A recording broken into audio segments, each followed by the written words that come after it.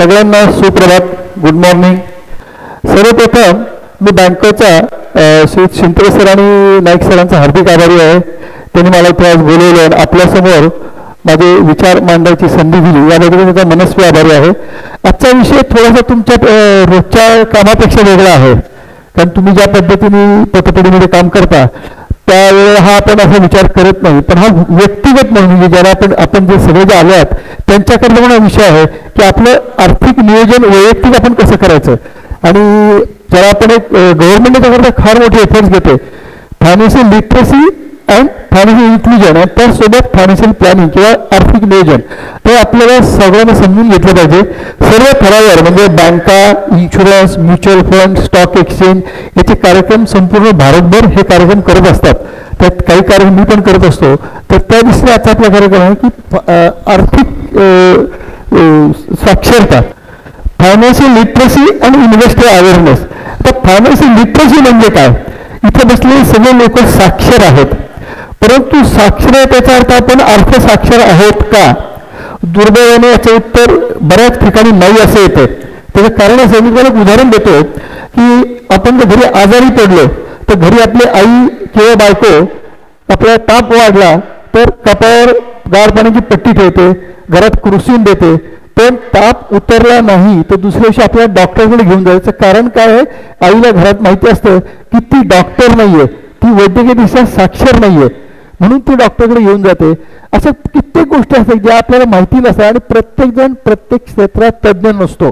म्हणजे वकील असलेला माणूस त्याला फायनान्समधलं कळत नाही, डॉक्टरला फायनान्समधलं कळत नाही, इंजिनियरला फायनान्समधलं कळत नाही, किंवा इव्हन थोडंसं मी स्पष्ट बोलतो, बँकेतल्या काम करणाऱ्या माणसाला, पतपेढीतल्या काम करणाऱ्या माणसाला एक ठराविक कामाव्यतिरिक्त फायनान्समधलं फारसं कळत नाही. म्हणजे माझ्या अनुभवावरून तुम्हाला सांगतो मी. त्यामुळे अर्थसाक्षरता जर वाढली आपली तर आपल्याला योग्य निर्णय गुंतवणूक घेता येईल. तर अर्थसाक्षरता म्हणजे काय ते आपण पाहू आणि मग पुढे जाऊ. आपण वर की आजचा उद्देश काय आहे की इम्पॉर्टन्स ऑफ फायनान्शियल लिटरसी. म्हणजे एकदा मला जर अर्थसाक्षरतेचं महत्त्व पटलं तर मी बाकी गोष्टी आपोआप करू शकेल. What is financial literacy? अर्थसाक्षरता म्हणजे काय? तर आपण आपल्या दैनंदिन याच्यामध्ये बरेच फायनान्शियल टर्म वापरतो की बा UPI म्हणजे काय, किंवा डीमॅट अकाउंट म्हणजे काय, किंवा तुमचं म्युच्युअल फंड म्हणजे काय, इन्व्हेस्टमेंट ऑप्शन काय काय आहेत, इन्शुरन्सचे प्रकार आहेत बरेच. आज आम्हाला इथं आता जो आपण एक 100-200 लोक बसलो, तुम्हाला गॅरंटी सांगतो की तुमच्यापैकी 90% लोकांनी चुकीचा इन्शुरन्स घेतला. मी काय म्हणतो लक्षात घ्या. तुम्ही म्हणा आम्हाला कळत नाही का, आम्हाला पॉलिसी समजत नाही का, तरी सुद्धा सांगतो आपण घेतलेली पॉलिसी चुकीची आहे आणि ते चुकीची घेऊन तुम्हाला नंतर सांगेन मी. योग्य पॉलिसी कशी घ्यायची, म्हणजे लाईफची असेल, मेडिक्लेम असेल, ॲक्सिडेंट इन्शुरन्स असेल, आम्हाला हा विषय कळलेलाच नाही. एजंट येतो आमच्याकडे पॉलिसी मारतो, तो सांगतो मार्च तू फेवरेट तुमच्याकडे येतो, तो प्रीमियम भर, तुझा टॅक्स वाचेल. आम्ही पॉलिसी घेतो ती टॅक्स वाचण्याकरता घेतो. पॉलिसी का घ्यायची याचा उद्देश आम्हाला समजेल. मी त्या टॉपिकला आलो तुम्हाला सांगतो मी समजून. दुसरं फायनान्शियल प्लॅनिंग म्हणजे काय, म्हणजे नियोजन, आर्थिक नियोजन म्हणजे काय हे आम्हाला माहीत नसतं. एक लक्षात घ्या, आपल्या आयुष्यात आपल्या आर्थिक गरजा आयुष्यात प्रत्येक टप्प्यावर वेगळ्या आहेत. जी उदाहरणार्थ एखादा मुलगा 3 वर्षाचा आहे तर अजून त्याला 14-15 वर्ष शिक्षणाकरता पैसे पाहिजेत. आज त्याचं वय 38 वर्ष आहे, अजून तो 22 वर्ष रिटायर होणार आहे. किंवा मुलगी 5 वर्षी, अजून ती 19 वर्षी लग्न करायचे. त्यावेळेला जो खर्च येणार आहे ती तुमच्या पुढे आर्थिक गरज आहे तुमची, ती गरज ओळखून त्याची तयारी आज करायची, ती त्यावेळेला करायची नाही. त्यावेळेला पैसे आभाळातनं पडत नाहीत. जेव्हा गरज निर्माण होते तेव्हा पैसे आभाळातनं पडत नाही. माझी गरज काय आहे, ती किती वर्षाने आहे, त्यावेळेला मला आज त्या घरी गेले किती पैसे लागतील त्याचा हिशोब करून महागाईमुळे ती रक्कम त्यावेळेला किती होईल. म्हणजे उदाहरणार्थ समजा आज एखाद्या माणसाला त्याची मुलगी 10 वर्षाची आहे आणि आज लग्न केलं तर 25 लाख खर्च येणार आहे, आणि हेच लग्न त्याला अजून 15 वर्षांनी करत असेल, म्हणजे वयाच्या 25 करत आहे तर 25 लाखात होणार नाही. रुपयाची किंमत दर 10 वर्षांनी 50 पैसे होते. म्हणजे आज 25 लाख खर्च असेल तर 10 वर्षांनी 50 लाख लागणार आहेत आणि 15 वर्षांनी जवळजवळ 75 लाख लागणार आहे. म्हणजे त्याला मुलीच्या लग्नाची तयारी करायची असेल तर he should accumulate at least 75 lakh rupees. याला म्हणतो मी आर्थिक नियोजन. हे आर्थिक नियोजन प्रत्येक बाबतीत करायला लागतं. शिक्षणाकरता करायला लागतं, रिटायरमेंटला करायला लागतं, मुलामुलीच्या लग्नाकरता करायला लागतं, घर घ्यायचं असेल, मला गाडी घ्यायची आहे, मला परदेशी प्रवास करायचा आहे, भारतीय ट्रिप करायची, किंवा माझ्याकडे छंद जोपासायचा आहे, कुठलीही गोष्ट पैशाशिवाय होत नाही. तर ह्या गोष्टी करता मला माझं आर्थिक नियोजन करायला लागतं. ज्याला आर्थिक नियोजन महत्त्व कळलंय त्याच्यावर सहसा फायनान्शियल अडचण येत नाही. आपण त्याच्यात पण पुढे येतो मी. नीड बेस इन्शुरन्स किती घ्यावा हे महत्त्वाचं. इन्शुरन्स घेतला महत्त्वाचं नाही, मला इन्शुरन्स किती असायला हवा आणि तेवढाच इन्शुरन्स घेतला पाहिजे. कमी घेऊ नका, जास्तही घेऊ नका. इन्शुरन्स फुकट येत नाही, त्याकरता तुम्हाला प्रीमियम भरायला लागतो. तर माझी गरज किती आहे, तर आपण आधी इन्शुरन्सची गरज ओळखायला शिका. ती नंतर आपल्यापैकी बरेच जण क्रेडिट कार्ड वापरत असतील. क्रेडिट कार्ड, आता क्रेडिट कार्ड जे लोक वापरतात, क्रेडिट कार्डचं समजणं महत्त्वाचं आहे. क्रेडिट कार्डची बिलिंग सायकल काय आहे, त्याचं तुम्हाला बिल येतं किती दिवस तुम्हाला बिल व्याजी पैसे वापरावे लागतात, मिनिमम किती, मॅक्सिमम किती, मी जर बिल वेळेत भरायला व्याज किती पडतात. बऱ्याच वेळा क्रेडिट कार्डची ऑफर असते 5% भरा आणि बाकीची रक्कम नंतर भरा. ह्या ट्रॅपला बळी पडायचं नाही. त्या क्रेडिट कार्डच्या टॉपिकला तेही सांगतो तुम्हाला मी.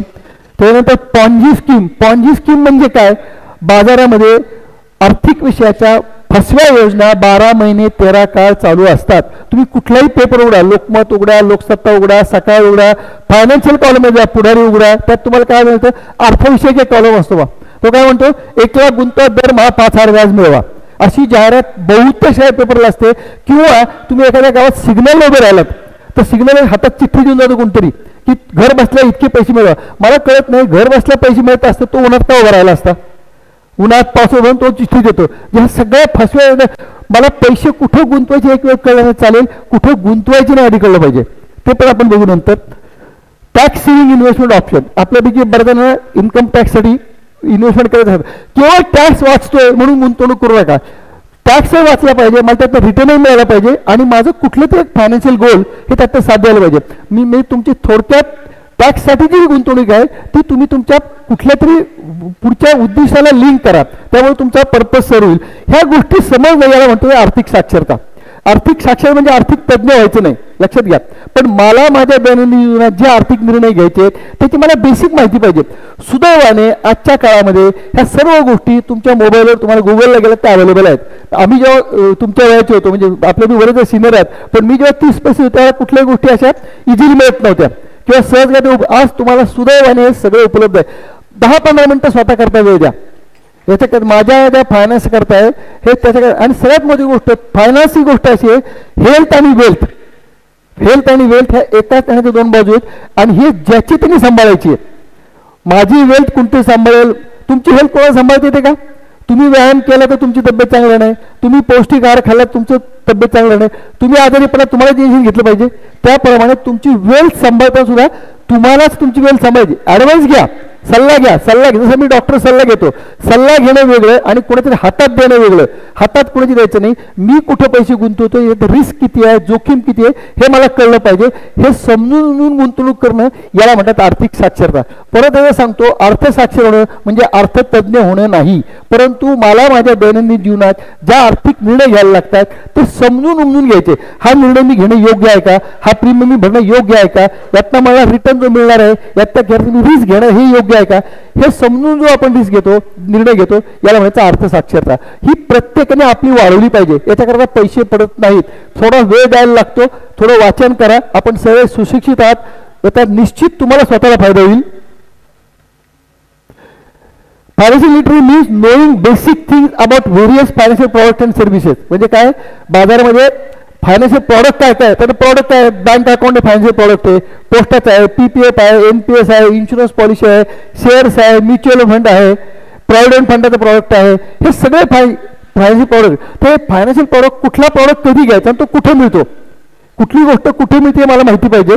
त्याला म्हणायचं the regulation related financial product. हा फायनान्स प्रॉडक्ट कुठला प्रॉडक्ट कोण नियंत्रित करतं, मी इन्शुरन्स घेतला नियंत्रक कोण आहे, म्युच्युअल फंड घेतला नियंत्रक कोण आहे, बँकेत पैशाचं नियंत्रक कोण आहे हे मला कळलं. म्हणजे उद्या तक्रार केली मी कोणाकडे भांडायला जायचं, तक्रार कोणाकडे करायची हे मला कळलं पाहिजे.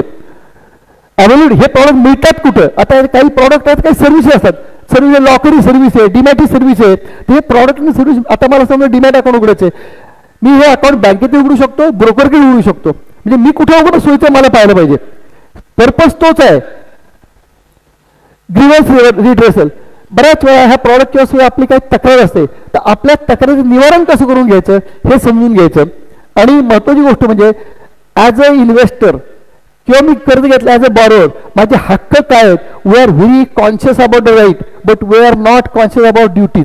माझे हक्क काय जितकं मला कळणं आवश्यक आहे तितकीच माझे कर्तव्य काही ते मला समजलं पाहिजे. ह्या सगळ्यांचा एकत्रित विचार केला त्याला म्हणतात फायनान्शियल लिटरसी. त्याच्या आणि दुसरी एक रिक्वेस्ट आहे की तुमचे कोणाचे काही प्रश्न असतील तर आपण चहापानाच्या वेळेला त्याची चर्चा करू. आत्ता प्रश्न वेळ घालवायला नको. तुमचे चहापाना मी 5 वाजेपर्यंत मी त्या लंच वेळेस मला विचारू शकता. त्याही उत्तर नंतर मी माझा मोबाईल नंबर देईल, तुम्हाला कधीही संपर्क करू शकता. आता पहिलं पाहू आपण गुंतवणुकीला माझ्याकडे पर्याय काय काय आहेत. सर्वसामान्य माणसाला गुंतवणुकीचे पर्याय काय माहिती असतो? बँकेत पैसे ठेवायचे, पोस्टात पैसे ठेवायचे, हे 2 पर्याय सगळ्या माहिती असतात. याच्या व्यतिरिक्त बऱ्याच लोकांचं PPFचं खातं असतं. सुकन्या समृद्धी योजना याचा सुद्धा लोकांनी फायदा जरूर घ्यावा. ज्याला मुलगी आहे त्यांनी याचा जरूर फायदा घ्यावा. जन्मापासून तर मुलगी 10 वर्ष होईपर्यंत त्यात खातं उघडता येतं आणि त्याचं व्याज सगळ्यात जास्त आहे सध्या. दर 3 महिने व्याज. महत्त्वाची गोष्ट म्हणजे याचं जे व्याज आहे, व्याजाला टॅक्स नाही आहे PPF सारखा. इज ओनली PPF आणि सुकन्या इज ओनली 2 इन्स्ट्रुमेंट ज्याच्यात व्याज जे आहे हे टॅक्सेबल नाही. आणि केलेली गुंतवणूक अप टू ₹1.5 लाख, 1.5 लाखापर्यंत गुंतवणूक सेक्शन 80C अंतर्गत कर सवलतीचे पात्र आहे. सिनियर सिटीजन डिपॉझिट स्कीम त्यातले ज्यांची वय 60च्या पुढे आहेत त्याला याचा निश्चित फायदा आहे. पूर्वी ही लिमिट 15 लाखाची होती. नुकतीच ही लिमिट आता मानसिक ज्याचं वय 30च्या पुढे आहे तो 60च्या पुढे तो 30 लाखापर्यंत रक्कम ठेवू शकाल आणि पती पत्नी दोघं म्हणून 60 लाख ठेवू शकतील. फक्त हे खातं नवरा बायकोच्या नावावर उघडता येतं. भावाबरोबर, बहिणीबरोबर, मुलाबरोबर, मुलीबरोबर उघडता येत नाही. पती पत्नी दोघंच, नवरा 60चा असेल तर पत्नीला सह घेता येतं पण रक्कम 30 लाख टाकता येतं. पत्नी 60ची आल्यानंतर तुम्ही 30 अजून टाकू शकता. हे खातं 5 वर्षाकरता ठेवता येतं. पूर्वी हे 5 वर्षानंतर फक्त 3 वर्ष, आता ते किती दिवस तुम्ही रिन्यू करू शकता. फक्त त्यावेळेस जो व्याज दर असेल तो तुम्हाला मिळत राहील. हे सुद्धा याच्यातली गुंतवणूक up to ₹1.5 lakh under section 80C कर सवलतीचे पात्र आहे. मात्र मिळणारं व्याज याचं कर सवलतीचे पात्र नाही. Debenture bond. आता डिबेंचर बॉन्ड हा जो प्रकार आहे याच्यामध्ये सामान्य माणूस पैसे गुंतवणूक करत नाही.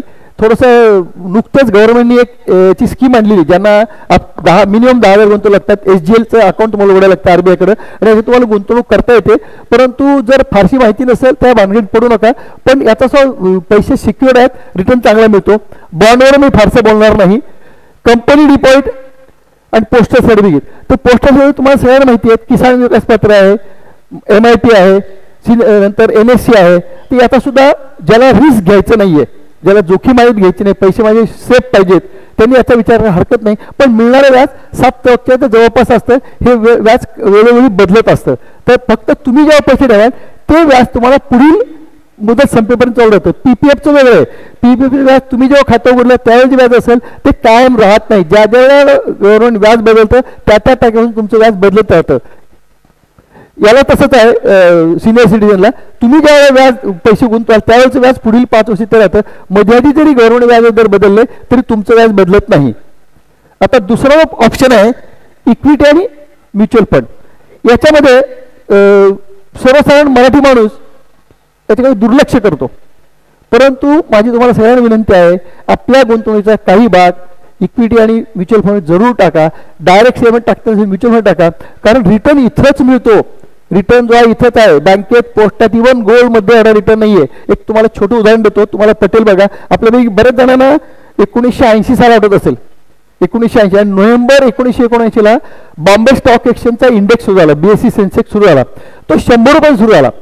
ज्या माणसांनी 1979 इथे समजा 3 जण बसलेत, जोशी सरांनी, नंतर तुमच्या घरसे सरांनी आणि आमच्या दीक्षित सरांनी 100 रुपये गुंतवलेले आहेत. दोघांनी नोव्हेंबर 1979 100 रुपये गुंतवले. दीक्षित सरांनी 100 रुपये गुंतवले, BSE सेन्सेक्सला गुंतवले, जोशी सरांनी सोन्यामध्ये गुंतवले आणि घरसे सरांनी बँकेत गुंतवले. आज 2024ला यांची किंमत किती असेल तर सेन्सेक्स सगळ्यांना माहिती आहे. सेन्सेक्स 72 ते 73,000 आहे. म्हणजे जोशी सरांचे, दीक्षित सरांचे 100 गुंतवले त्याच्याची किंमत आहे 72,000. आता यांनी गुंतवले सोन्यामध्ये. सोन्याचा भाव 1919 साली 10 ग्रॅमला 1,000 रुपये होता. म्हणजे 100 रुपयाला 1 ग्रॅम सोनं होतं. आज 1 ग्रॅम सोन्याची किंमत किती आहे? 7,500. बरोबर आहे. याच्या उलट घरसे सरांनी फक्त 100 रुपये स्टेट बँकेत गुंतवले होते. त्या काळी 10% व्याज दर होता. आपण गृहीत धरू की यांचा व्याज दर बदलला नाही. 10% दराने जरी त्यांनी 44 रुपये ठेवले असतील त्याच्याची किंमत फक्त 5,400. किती आहे? 5,000. म्हणजे ज्यांनी बँकेत पैसे गुंतवले त्याचे 5,400 झाले. ज्यांनी सोन्यात गुंतवले त्याचे 7,000 झाले आणि स्टॉकला टाकले त्याचे 73 झाले. This is the beauty of stock market. ही स्टॉक मार्केटचं महत्व आहे. याच्याकरता ह्या मार्केटपासून लांब पळू नका. आपलं काय होतं तुम्ही एक पाहिलं का ह्या मार्केटमध्ये कोण आहे ब्रोकर किंवा हे लोढा, पटेल, गांधी, राठी, तुम्हाला कोणी पाटील, जाधव, कुलकर्णी, देशपांडे ब्रोकर दिसतो का? तुम्हाला कोणी थांबवलंय? तुम्हाला कुणीच थांबवलेलं नाही. पण आम्ही तिकडं दुर्लक्ष करतो. आमच्या घरावर संस्कार केला असं, अरे तो सट्टा बाजार आहे, तिथं पैसे टाकायचे नाही. आमचे वडील सांगतात, आजोबा सांगतात, मोठा भाऊ सांगतो, तो सट्टा बाजार आहे. सट्टा म्हणजे काय हो? मी जर क्रिकेटच्या मॅचवर पैसे लावले, इलेक्शनच्या रिझल्टवर पैसे लावले, किंवा 3 पत्तीवर पैसे लावले, तर 10 पट होतील किंवा 0 होतील. इथं 0 कधीही होत नाही. ह्या मार्केटमध्ये पैसे कमी होतील किंवा जास्त होतील, बट नेव्हर झिरो. हे ज्याला पटले तो या मार्केटमध्ये येईल. आणि पैसे इथेच आहेत. परत सांगतो तुम्हाला मी, ज्याला पैसे वाढायचे त्याला पैसे इथे याचा एक उत्तम उदाहरण बोलतो. थोडं 2 मिनिटं वेळ घेऊ तुमचा मी. तुम्हाला सगळ्यांना मारुती 800 कार माहिती आहे? मारुती 800 बऱ्याच लोकांकडे जुन्या काळामध्ये मारुती 800 कार होती. मारुती कंपनीने त्यांचा शेअर पहिल्यांदा ऑक्टोबर 2003ला बाजारात आणला. ज्या काही लोकांना माहित असेल, त्यावेळेस त्यांचा शेअर किती रुपये विकला? त्यांनी तो शेअर विकला 125 रुपयाला. 10 रुपये शेअर त्यांनी 125 म्हणजे तुमच्याकडनं 110 रुपये प्रीमियम घेतला. त्याच काळामध्ये AC 800 गाडीची किंमत 2.5 लाख होती. आपण आता असं विचार करू की गळसा सरांनी 2,500 रुपयाचे त्यावेळेला 2,250 रुपयाप्रमाणे शेअर घेतले 2.5 लाखाचे. त्यांना 2,000 शेअर मिळाले. हे म्हणले नाही मला गाडी घ्यायची, आणि गाडी घेतली. कुणी? जोशी सरांनी. आता आज 2024 साली जी गाडी 2003ला घेतली, कितीही उत्तम कंडिशन असली तरी जास्तीत जास्त तिचे 45-45 येतील. बरोबर. यांच्या आज किंमत मारुतीला पाहिलं, त्याची किंमत 2.5 ते 2.5 कोटी आहे यांच्या शेअरची किंमत. लक्षात तुमच्या. म्हणजे आज हे शेअर विकले तर मर्सिडीज घेऊन पेट्रोल ड्रायव्हर ठेवून सुद्धा राहू शकतील. याचा अर्थ मारुती घ्यायची नाही का? मारुती घ्यायची, पण जो प्रॉडक्ट बाजारात खपतोय त्याचे शेअर पण घ्यायचे.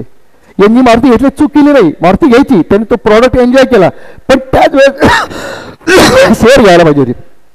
माझा अर्थ काय लागतो? आम्ही काय म्हणतो ते, ह्या मार्केटकडे अशा दृष्टीने बघा. पैसे इथेच आहेत, पैसे तुमचे बँकेत वाढणार नाहीत, पोस्टात पण नाही. याचा अर्थ असा आहे का सगळे पैसे इथं टाकायचे? असाही त्याचा अर्थ नाहीये. आपण पुढे जाऊ. तिसरा पर्याय आहे, मी जेव्हा इक्विटी तेव्हा त्याची बरीच माहिती दिली सगळी पुढच्या स्लाइड येईल तेव्हा.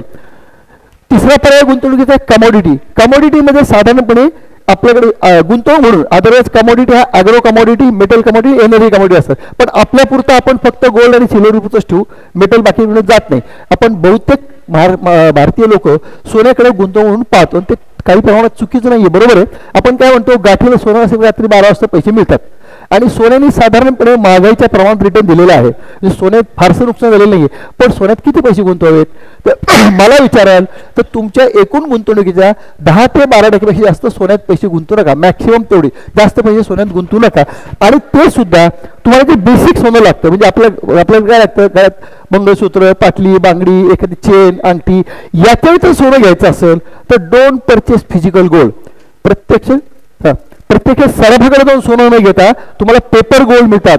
पेपर गोल्ड अनेक प्रकारे मिळतं. एक म्हणजे तुम्ही गोल्ड ETF घेऊ शकता, दुसरं म्हणजे गोल्ड म्युच्युअल फंड घेऊ शकता, आणि तिसरं म्हणजे गव्हर्नमेंटने काढलेले गोल्ड बॉन्ड घेऊ शकता. यातला गोल्ड बॉन्ड हा एक असा प्रकार आहे, याच्यात तुम्हाला पैसे गुंतवता येतात.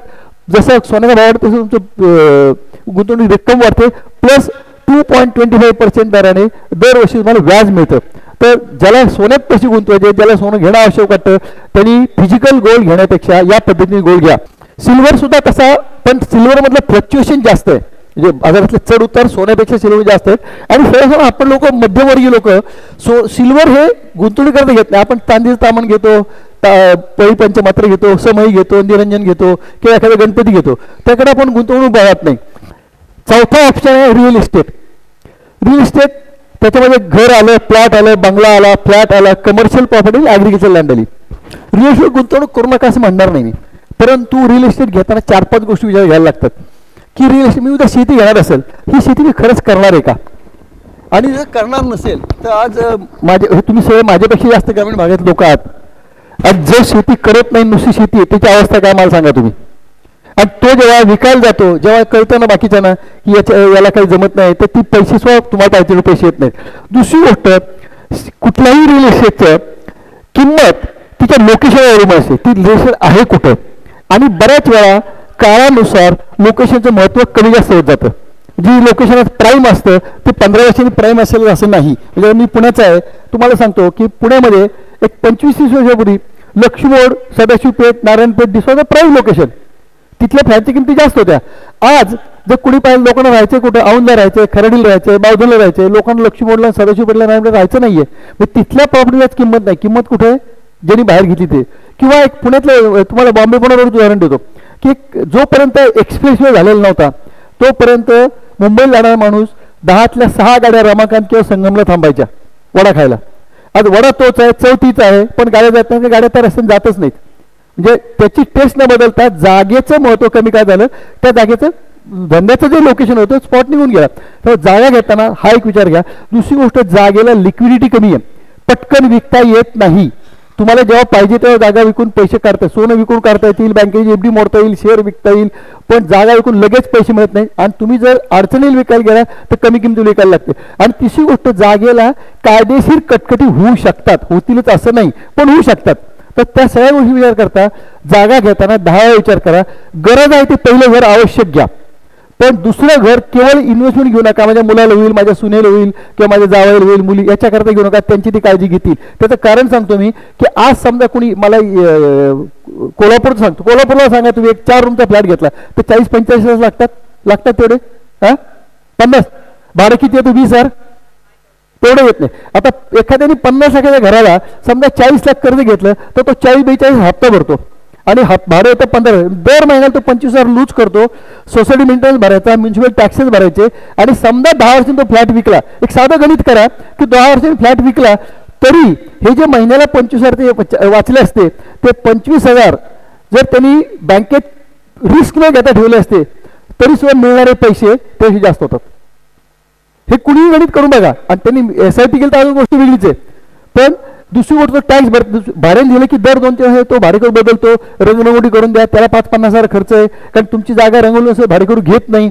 हे सगळे प्रॉब्लेम आहेत. त्यामुळे स्वतःचं राहायचं घर जरूर घ्या. कधी कधी काय होतं, माझं आधीच घर 1 BHK असतं, मोठं घ्यायचं चांगली गोष्ट आहे. जुनं विकान मोडलं म्हणजे कर्ज कमी होईल तुमचं.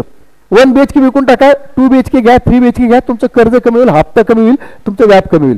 जेवढं पाहिजे तेवढंच घर घ्या. अनावश्यक घरात एका काळात पूर्वीच्या काळामध्ये घराची किमती भरमसाठ वाढत होत्या. आता घराच्या किमती तितक्या रेटनी वाढत नाहीत. काळामध्ये 2,000 पासून तो 2,000, 15, 20 पर्यंत खूप वाढल्या. आता स्टॅग्नंट झालेत किमती. त्यामुळे ह्या किमती इथं पुढे फार मोठ्या प्रमाणात वाढणार नाही. त्या दृष्टीने घरामध्ये मोठ्या प्रमाणात गुंतवणूक करू नका. कुठल्याही प्रॉब्लेमवर लक्षात घ्या की मी जे पैसे टाकले मला रिटर्न काय मिळतोय तेवढं बघा. पुढचे 2 आहेत जेम्स ज्वेलरी आणि अँटिक. याच्यामध्ये फारशी चर्चा करणार नाही, पण याच्यामध्ये जे हाय नेटवर्थ इंडिव्हिज्युअल असतात ज्यांच्याकडे भरपूर पैसा आहे असे लोक त्यात गुंतवणूक करतात. जेम म्हणजे कोणी हिरेचे घेतं, कोणी पर्ल घेतं, कोणी ते अँटिक म्हणजे कोणाला ते जुने पेंटिंग लागतात, जुन्या कंदील असतात, जुन्या कात्र्या असतात, अडकित्या असतात. याच्या किमती ज्या आहेत ना आपल्याला काही कळत नाही. तो दुकानदार सांगेल ती किंमत आहे. चित्रामधलं सुद्धा मग तुम्हाला एक उदाहरण, तुमच्यापैकी कुणी जर फोर्टला व्हिटीला टाइम्स ऑफ इंडियाचं ऑफिस आहे बा, कुणी जर गेलं असेल कधी टाइम्स ऑफ ऑफिसमध्ये, त्या रिसेप्शन समोर एक चित्र आहे, ते M.F. हुसेननी काढलेलं चित्र आहे. चित्र काय आहे ते तुम्ही जे कुठे चित्र पाहिलं असेल, एक शेत आहे, त्या शेतामध्ये एक शेतकरी आहे, त्या डोक्याला मुंडास आहे, अंगावर काही नाही आहे, खांद्यावर धाबळे, एक गुडघ्यापर्यंत येईल असं त्याचं काय ते धोतर म्हणा काय, हातात काठी आहे, आणि त्याच्या बाजूला 4-5 शेळ्या आहेत. एक शेळी गवत खाती, एक उड्या मारती, एक वर पाहते, एक खाली पाहती. ह्या चित्राची किंमत त्यावेळेला 25 लाख रुपये. मला अजूनही कळलं 25 लाख या चित्रात काय आहे. आणि आता कधी वाढली असेल कारण मला ती नजर नाहीये, चित्रातलं महत्व कळायला मला नजर नाहीये. त्यामुळे त्याचे मला महत्व, ज्याला जो पारखी त्याला कळेल, मला कळणार नाही काही. तर मला काय ज्यातलं आपल्याला कळत नाही त्यात पैसे गुंतवायचे नाही. सगळ्यात महत्त्वाची गोष्ट लक्षात, जिथं मला कळत नाही तिथे पैसे कुणी सांगतो गुंतवायचे नाही. मला काहीतरी कळलं पाहिजे त्यातलं, हे खरंच महत्वाचं आहे का. मला काहीच कळत नसेल तर कोणतं सांगतो तुमची फसवणूक होऊ शकते, एवढं लक्षात घ्या. आता आपण पाहू, गुंतवणूक करताना मला 3 गोष्टी लक्षात आल्या पाहिजेत. मला माझ्या गरजांचं वर्गीकरण करता आलं पाहिजे. माझ्या तात्कालीन गरजा काय आहेत, माझ्या मध्यम 1-2-3 वर्षाच्या गरजा काय आहेत, माझ्या दीर्घकालीन गरजा काय आहेत, ज्याला आम्ही short term, medium term, long term म्हणतो. तर माझ्या तात्कालिक गरजा काय, माझा दरमाचा घर खर्च, मला मुलांची वर्षाची फी, इन्शुरन्सचा प्रीमियम, टॅक्स भरणं, त्याच्यानंतर तुमचं गाडीचा इन्शुरन्स करणं किंवा काही इतर ज्या सगळ्या गोष्टी असतात, ह्या सगळ्या माझ्या झाल्या एका वर्षाच्या आनंद. तर जे खर्च मला आजपासून पुढे 1 वर्षाच्यात करायला लागणार आहेत त्याला म्हणतो मी शॉर्ट टर्म नीड. मला माझ्या सगळ्या गरजा असं वर्गीकरण करता आलं पाहिजे. ह्या माझ्या शॉर्ट टर्म नीड. मध्यम मीडियम नीड काय, की मला 3 वर्षाची कार बदलायची आहे किंवा 5 वर्षांनी मला नवीन घर घ्यायचं आहे, किंवा आज माझा मुलगा 12वीला आहे किंवा आता 10वीला आहे, 2 वर्षांनी तो 12वी, मग त्याला त्या शिक्षणाकरता पैसे पाहिजेत. तिथे जर मग मीडियम, ज्यांचा कालावधी 1 वर्षापासून तर 3-4 वर्ष आहे, याला आपण मीडियम टर्म म्हणायचं. आणि तिसरा प्रकार लॉंग टर्म, की जे फंड मला 7 वर्षांनी 10 वर्षांनी 15 वर्षांनी लागणार आहेत. उदाहरणार्थ मला मुलाच्या शिक्षणाकरता पैसे लागणार आहेत, मुलीच्या लग्नाकरता पैसे लागणार आहेत, किंवा माझ्या रिटायरमेंट करता पैसे लागणार आहेत. ह्या माझ्या दीर्घकालीन गरजा आहेत. हे एकदा वर्गीकरण करता आलं की पैसे गुंतवताना हे पैसे मी कुठल्या गरजेकरता गुंतवतो याचा विचार करा. हे पैसे मी दीर्घकालीन गुंतवतोय का मीडियम गुंतवतोय का शॉर्ट टर्म गुंतवतो, तो विचार करून तसा प्रॉडक्ट निवडा. जसे इन्व्हेस्टमेंटचे खूप प्रॉडक्ट जसं आपल्याला सांगितलं, तर माझ्या गरजेनुसार मला प्रॉडक्ट निवडता आलं पाहिजे आणि याच्यात रिस्क किती आहे पाहिजे त्या हे पाहायचं. आता गुंतवणूक करताना महत्त्वाची गोष्ट काय पाहिजे, माझ्या गुंतवणुकीची जोखीम किती आहे, आपण रिस्क म्हणतो. Risk and return they go hand in hand. तुम्ही जितकं रिस्क घ्याल तितकं रिटर्न चांगला आहे. याचा अर्थ रिस्क घ्यायचा का भरमसाठ नाही. मी किती रिस्क घेऊ शकतो प्रत्येकाने ठरवलं पाहिजे. आता रिस्क किती घेऊ शकतो प्रत्येकाची कॅपॅसिटी वेगवेगळी आहे. तुम्हाला एक उदाहरण देतो की आता इथे सगळे दमणला आले, जवळ बीच आहे, यातली काही तरुण मंडळी संध्याकाळी बीचवर गेले. बीचवर आपण काय करतो, पाण्यात उतरतो, बरोबर आहे ना, तर नुसतंच बीचवर थांबतो. ज्याला चांगलं पोहता येतो 30-35 फूट खोल आत जाईल, ज्याला बरं पोहता येतो 10-12 फूट जाईल, ज्याला पोहता येतो गुडघे इतके कमरे इतकं जाईल. म्हणजे पाण्यात शिरताना मला कळतं मी रिस्क किती घ्यायचंय, तेवढंच तुम्ही रिस्क घेता. तसंच गुंतवणूक करताना मला कळलं पाहिजे मी रिस्क घ्यायचं किती. माझ्या मित्रांनी घेतलं मी घ्यायचं नाही, आलं का. प्रत्येकाची रिस्क घ्यायची क्षमता वेगळी आहे. माझी मी क्षमता ओळखली पाहिजे आणि त्याप्रमाणे रिस्क घेतलं पाहिजे. पण रिस्क घेतलंच पाहिजे. बीचवर जाऊन मी पाण्यात नसेल तर बीचवर जायचं कशा, घरी टीव्हीवर पाहिजे ना बीच. मला जर बीचवर जायचं मी पाण्यात गेलंच पाहिजे तरच बीचची मजा आहे. त्यामुळे मला रिस्क किती घ्यायचं हे समजलं पाहिजे. आणि रिस्क वाढवायचं असेल तर माझी रिस्क घ्यायची क्षमता वाढेल. म्हणजे मला जर खोल जायचं असेल तर माझी स्विमिंगची कॅपॅसिटी स्किल वाढवली पाहिजे. तशी रिस्क घ्यायची कॅपॅसिटी आपल्याला वाढवता येते. त्याच्याकरता रिस्क अनालिसिस केलं पाहिजे. हे आता रिस्कचे काय काय प्रकार रिस्क असतो. कुठल्याही गुंतवणुकीला 3 प्रकारचे रिस्क असतं. त्यातलं पहिलं रिस्क आहे रिस्क टू द प्रिन्सिपल, म्हणजे मी जी रक्कम गुंतवली तर मुद्दल सेफ आहे का, रिस्क टू द प्रिन्सिपल. दुसरं रिस्क आहे रिस्क टू द रिटर्न, मला जे पैसे गुंतवले त्याला रिटर्न मला पाहिजे मिळणार आहे का, मला वाटलं तर 12% मिळतील, मिळाले 3%. आणि चौथं रिस्क आहे रिस्क टू द लिक्विडिटी, मला माझे पैसे हवे तेव्हा मिळणार आहेत का. याला मी म्हणतो SLR, safety, liquidity and return. जगामध्ये असा एकही पर्याय नाही की ह्या तिन्ही गोष्टी तुमच्या मनासारख्या मिळतील. कुठलीच इन्व्हेस्टमेंट नाहीये. तुम्ही 2 मिनिटं कुठे असेल तर मला सांगा. पण उदाहरण आहे का, मी स्टेट बँकेमध्ये सेव्हिंगला पैसे ठेवले, इथं माझं काय सॅटिस्फाय होतं, माझं मुद्दल सुरक्षित आहे, मला पैसे हवे तो मिळणार आहेत, पण मी कॉम्प्रोमाइज रिटर्नला करतोय, मला फक्त 3.9 रिटर्न मिळते. मी गोल्डमध्ये पैसे ठेवले, गोल्डच्या भावाची कोणी गॅरंटी देऊ शकतं. आज 70 उद्या 68 होऊ शकतो, 72 होऊ शकतो, 65 होऊ शकतो. म्हणजे मुद्दल सुरक्षित आहे नाही. रिटर्न कधी मिळणार आहे, त्याला व्याज मिळत नाही, डिव्हिडंड मिळत नाही. भाव वाढला तर, नाही तर रिटर्न नाहीये. फक्त सॅटिस्फाय कुठे मी लिक्विडिटी, मला हवे तेव्हा पैसे मिळू शकतात. उदाहरणार्थ मी घरात पैसे गुंतवले, घरामध्ये तुम्हाला रिटर्न किती आहे, भाडं मिळेल किंवा भाडं वाचेल तेवढंच, हा रिटर्न आहे. फायदा कधी होईल, घराची किंमत वाढली तर. लिक्विडिटी काय आहे, 0 लिक्विडिटी आहे. तुम्हाला कधीही पाहिजे तेव्हा घर विकता येत नाही. महिन्याला 2-2 महिने 4-4 महिने थांबायला लागतं, एजंट बघायला लागतो, त्याला कमिशन द्यायला लागतं. आणि दुसरी गोष्ट, मुद्दल सेफ आहे का, गॅरंटी नाही. आज भाव चांगला आहे, उद्या तोच राहील असं नाहीये. उद्या काही कारणाने तिकडनं असं हाय टेन्शन वायर गेली, माझ्या घराची किंमत कमी पण होईल, आज सांगता येत नाही. त्यामुळं कुठलाही पर्याय जगामध्ये असा नाही की जो तिन्ही गोष्टी तुमच्या मनासारख्या देईल. त्यामुळे तुम्हाला काय केलं पाहिजे, ही काहीतरी कुठल्याही सर्वसाधारणपणे मी जेव्हा शॉर्ट टर्म माझ्या गरज आहेत, मग तुम्हाला शॉर्ट टर्म गरजा पाहताना महत्त्व कशाला, लिक्विडिटीला आहे. मला पैसे 1 वर्षात मी पाहिजे मिळाले पाहिजेत. मग त्यावेळेला मी सेफ्टी आणि लिक्विडिटी महत्व आणि रिटर्नकडे लक्ष देणार नाही. मग मी पैसे कुठे गुंतवील, मी बँकेत सेव्हिंगला गुंतवील, म्युच्युअल फंडला शॉर्ट टर्मला म्युच्युअल फंड गुंतवील, किंवा लिक्विड फंडला गुंतवील, किंवा बँकेची शॉर्ट टर्म FD करील, किंवा NPSचं Tier 2 अकाउंटमध्ये पैसे गुंतवील, की या ठिकाणी मला माझे पैसे हवे तेव्हा मिळतात. तर जेव्हा माझ्या आता दुसरा प्रश्न आला की माझ्या मीडियम टर्म गरज आहे, तिथे काय पर्याय निवडेल, मी बँकेची FD करील, पोस्टल सर्टिफिकेट घेईल. त्या ठिकाणी मला कालावधी 3 वर्ष, 5 वर्ष, 7 वर्ष असतो, माझा कालावधी 7 देऊन जातो. किंवा म्युच्युअल फंडाची FMP करेल. पण जेव्हा माझी गुंतवणूक लॉंग टर्म आहे, मला 10 वर्षांनी, 8 वर्षांनी, 12 वर्षांनी, त्यावेळेस तुम्ही बँकेत ठेवू नका, पोस्टात ठेवू नका, सेव्हिंगला ठेवू नका. हे पैसे तुम्ही ज्याला रिस्क घ्यायची तयारी अशा माणसांनी शेअर म्युच्युअल फंडला गुंतवा. त्याच्या खालोखाल आत्ताच्या काळामध्ये NPS पर्याय चांगला आहे. त्याच्यानंतरचा जो पर्याय आहे तो मी तुम्हाला म्हणेन PPF आणि ज्येष्ठ नागरिक योजना. पण ह्या सगळ्या गोष्टी विचार करता आपल्याला किती रिस्क घ्यायचंय हे पाहून गुंतवणुकीचं प्रॉडक्ट आपल्याला निवडता आला पाहिजे. आले पैसे गुंतव असं करून चालणार नाही. मला कुठं पैसे गुंतवायचे, कधी कसं ठरवायचं, मला हे पैसे कशा करता लागणार आणि किती वर्षाला लागणार, हा डोक्यात विचार ठेवून पैसे गुंतवता आले पाहिजेत. रिस्क घेतल्याशिवाय तुम्हाला रिटर्न मिळणार नाही. म्हणजे एक आम्ही फायनान्समध्ये म्हणतो not to take the risk the biggest risk. Risk न घेणं हे सगळ्यात मोठं रिस्क आहे. त्यामुळे थोडं रिस्क घ्यायला शिका. फक्त ब्लाइंड रिस्क घेऊ नका. मी काय रिस्क घेतोय समजून घ्या आणि मग रिस्क घ्या, पण रिस्क घ्यायला शिका. आता आपल्या गुंतवणुकीवर सगळ्यात मोठा परिणाम कसा होतो? महागाईचा होतो.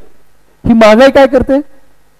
तुमच्या रुपयाची पर्चेसिंग पॉवर कमी करते. जी गोष्ट मला आज 100 रुपये मिळते ती 1 वर्षात मला 110 रुपये मिळायला लागते आणि बँक मला 107 रुपये देते, 7% व्याज मिळालं तरी. म्हणजे अशा वेळेला जी गोष्ट मी 100 रुपये घेतली मला परवडलं असतं, पुढच्या वर्षी माझ्याकडे 3 रुपये कमी पडणार आहेत. तर माझा प्रयत्न काय पाहिजे? My return has to be equal to or more than inflation. मला मिळणार रिटर्न कमीत कमी इन्फ्लेशन इतका किंवा त्यापेक्षा जास्त असला पाहिजे. अदरवाईज माझी वेल्थ इरोड होईल. मी जे पैसे गुंतवतो त्याची किंमत कमी होईल. ती कमी होऊ द्यायची नसेल तर मला इन्फ्लेशनवर लक्ष दिलं पाहिजे. आता इन्फ्लेशनचा परिणाम काय होतो बघा, की समजा एखाद्या कुटुंबाला आज 20-30 हजार रुपये घर खर्चायला लागतात. त्यांनी त्याची लाईफस्टाईल काहीच बदललेली नाही, गरजा बदललेल्या नाहीत. तर त्याच कुटुंबाला 5 वर्षांनी अज्युमिंग दॅट घरात तेवढीच माणसं आहेत, त्याच वेळेला तेवढ्याच वस्तूंना गरजांना 40,000 लागणार आहेत, 15 वर्षांनी 60,000 लागणार आहेत आणि 20 वर्षांनी 80,000 लागणार आहेत. थोडक्यात काय, इथं मी 5% इन्फ्लेशन धरलं, उद्या इन्फ्लेशन वाढलं ती रक्कम वाढणार आहे. त्या दृष्टीने मी मागास तुम्हाला सांगितलं की आज मुलीच्या जागाला 25 लाख खर्च येत असेल तर 15 वर्षांनी किती होईल हा हिशोब मला करायला पाहिजे. तो करून मी आतापासून किती पैसे गुंतवले पाहिजे याचा अभ्यास केला पाहिजे. आता डेटमध्ये मला गुंतवणूक काय काय पर्याय आहेत? जेव्हा मी डेटमध्ये पैसे गुंतवतो, आपण मग डेट पाहिलं, डेटमध्ये पहिला पर्याय बँक एफडी. हा तुलनेने खूप सेफ पर्याय, subject to which bank I am selecting. मी कुठल्या प्रकारची बँक निवडतो याच्यावर माझी डिपॉझिटची सेफ्टी आहे. परंतु safety and return again go hand in hand. मला जर हाय रिटर्न पाहिजे असेल, आता उदाहरणार्थ तुम्ही स्मॉल फायनान्स बँका त्या जवळ 8.5% व्याज देतात, पब्लिक सेक्टर बँका 8.5% कुणीच व्याज देत नाहीये. मग अशा वेळी मी जायचं का? ते डोक्यात मी किती घेऊ शकतो रिस्क? की माझे 5 लाखापर्यंत डिपॉझिट DICGनी सिक्युअर केले, तेवढी रिस्क घ्यायला हरकत नाही. ते सुद्धा ठरवा. PPF 100% सेफ आहे. फक्त PPFला प्रॉब्लेम काय? लिक्विडिटी नाही आहे आणि काही पैसे काढता येतात पण त्याला फार मर्यादा आहे. त्यामुळे लिक्विडिटी नाही, you have to wait for 15 year. आणि व्याजाचा दर खूप चांगला नाही, सध्या 7.1 आहे, तो काही खूप चांगला नाही आहे, पण हा दीर्घकालीन लॉंग टर्मचा प्रॉडक्ट आहे. याचा एकच फायदा होतो की मिळणारे व्याज हे टॅक्सेबल नाही आहे आणि तो टॅक्स ॲज रिटर्न विचार केला तर थोडं रिटर्न वाढू शकतो. बॉन्ड जसं आपल्याला सांगितलं, बॉन्ड सर्वसामान्य माणसाचा विचार करू नये, पण जे हाय नेट त्याचा विचार करतात. डिबेंचर सुद्धा अजूनही कॉमन माणसाला तेवढेसे पॉप्युलर नाही आहेत, पण डिबेंचरची किंमत सुद्धा बाजारातल्या व्याजानुसार कमी जास्त होत असते आणि ते इन्व्हर्सली म्हणजे बाजाराचे व्याज दर वाढले तर बाजारात डिबेंचरची किंमत कमी होते आणि बाजाराचे व्याज दर कमी झाले तर बाजारात डिबेंचरची किंमत वाढते. हे समजून घ्या. ज्याला थोडंफार अभ्यास करायची तयारी आहे त्यांनी डिबेंचरमध्ये जरूर गुंतवणूक करावी. कंपनी एफडी हा बँक एफडी सारखाच प्रकार आहे, परंतु कंपनी एफडी आणि डिबेंचरमध्ये गुंतवणूक करताना त्याचं रेटिंग पहा. क्रिसिल किंवा आपल्याकडे 3 रेटिंग कंपन्या आहेत, कुठल्या तरी एका कंपनीचं रेटिंग पहा, कोणत्या एक रेटिंग करायला लागतं आणि शक्यतो AAA किंवा AA खाली रेटिंगच्या असलेल्या कंपन्या गुंतवणूक करू नका. A पर्यंत ठीक आहे, पण डोंट गो BB, B- अशा गुंतवणूक करू नका. याच्यात तुम्हाला बऱ्याच लोकांना माहिती, मुद्दाम उदाहरण देतो मी. 2013 साली पुण्यामध्ये DS कुलकर्णींनी त्यांचे डिबेंचर आणले होते आणि त्यांनी सांगितलं आम्ही तुम्हाला 13% व्याज देऊ. Effective rate was 14.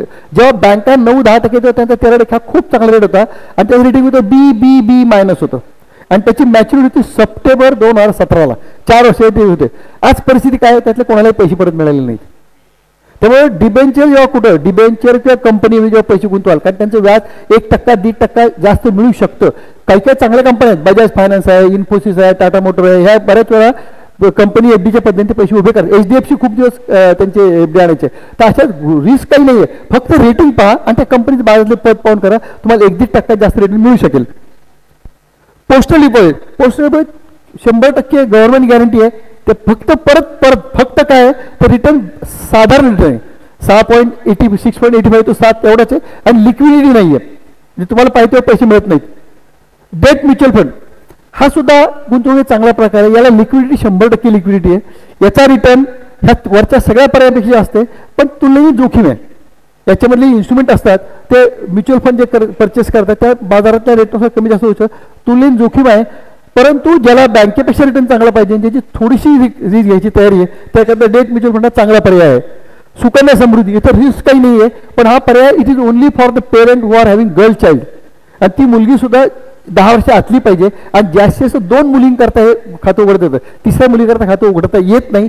काही कारणाने एखाद्या कपलला पहिली मुलगी असेल आणि परत दुसऱ्या 2 जुळी आल्या तर तिघींचं खातं उघडता येतं, अन्यथा 3 मुलींचं खातं उघडता येत नाही. 3 मुलींचं खातं या अपवादात्मक परिस्थितीत उघडता येतं. लक्षात का, पहिल्या 2 असून 3ऱ्या तरी खातं उघडता येत नाही. त्यामुळे फक्त ह्या परिस्थितीत तुम्हाला ते खातं उघडता येतं, पण ही सेफ इन्व्हेस्टमेंट आहे. याच्यामध्ये सेक्शन 86 अंडर येते, मिळणारा व्याजाला सुद्धा टॅक्स लागत नाही, आणि त्याच्यामुळे मुलीच्या शिक्षणाची किंवा लग्नाची होऊ शकते.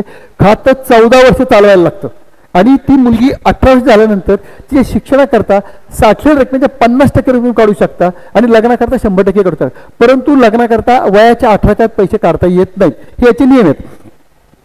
RBI बॉन्ड हा सामान्य माणसाकरता एक चांगला पर्याय आला आता.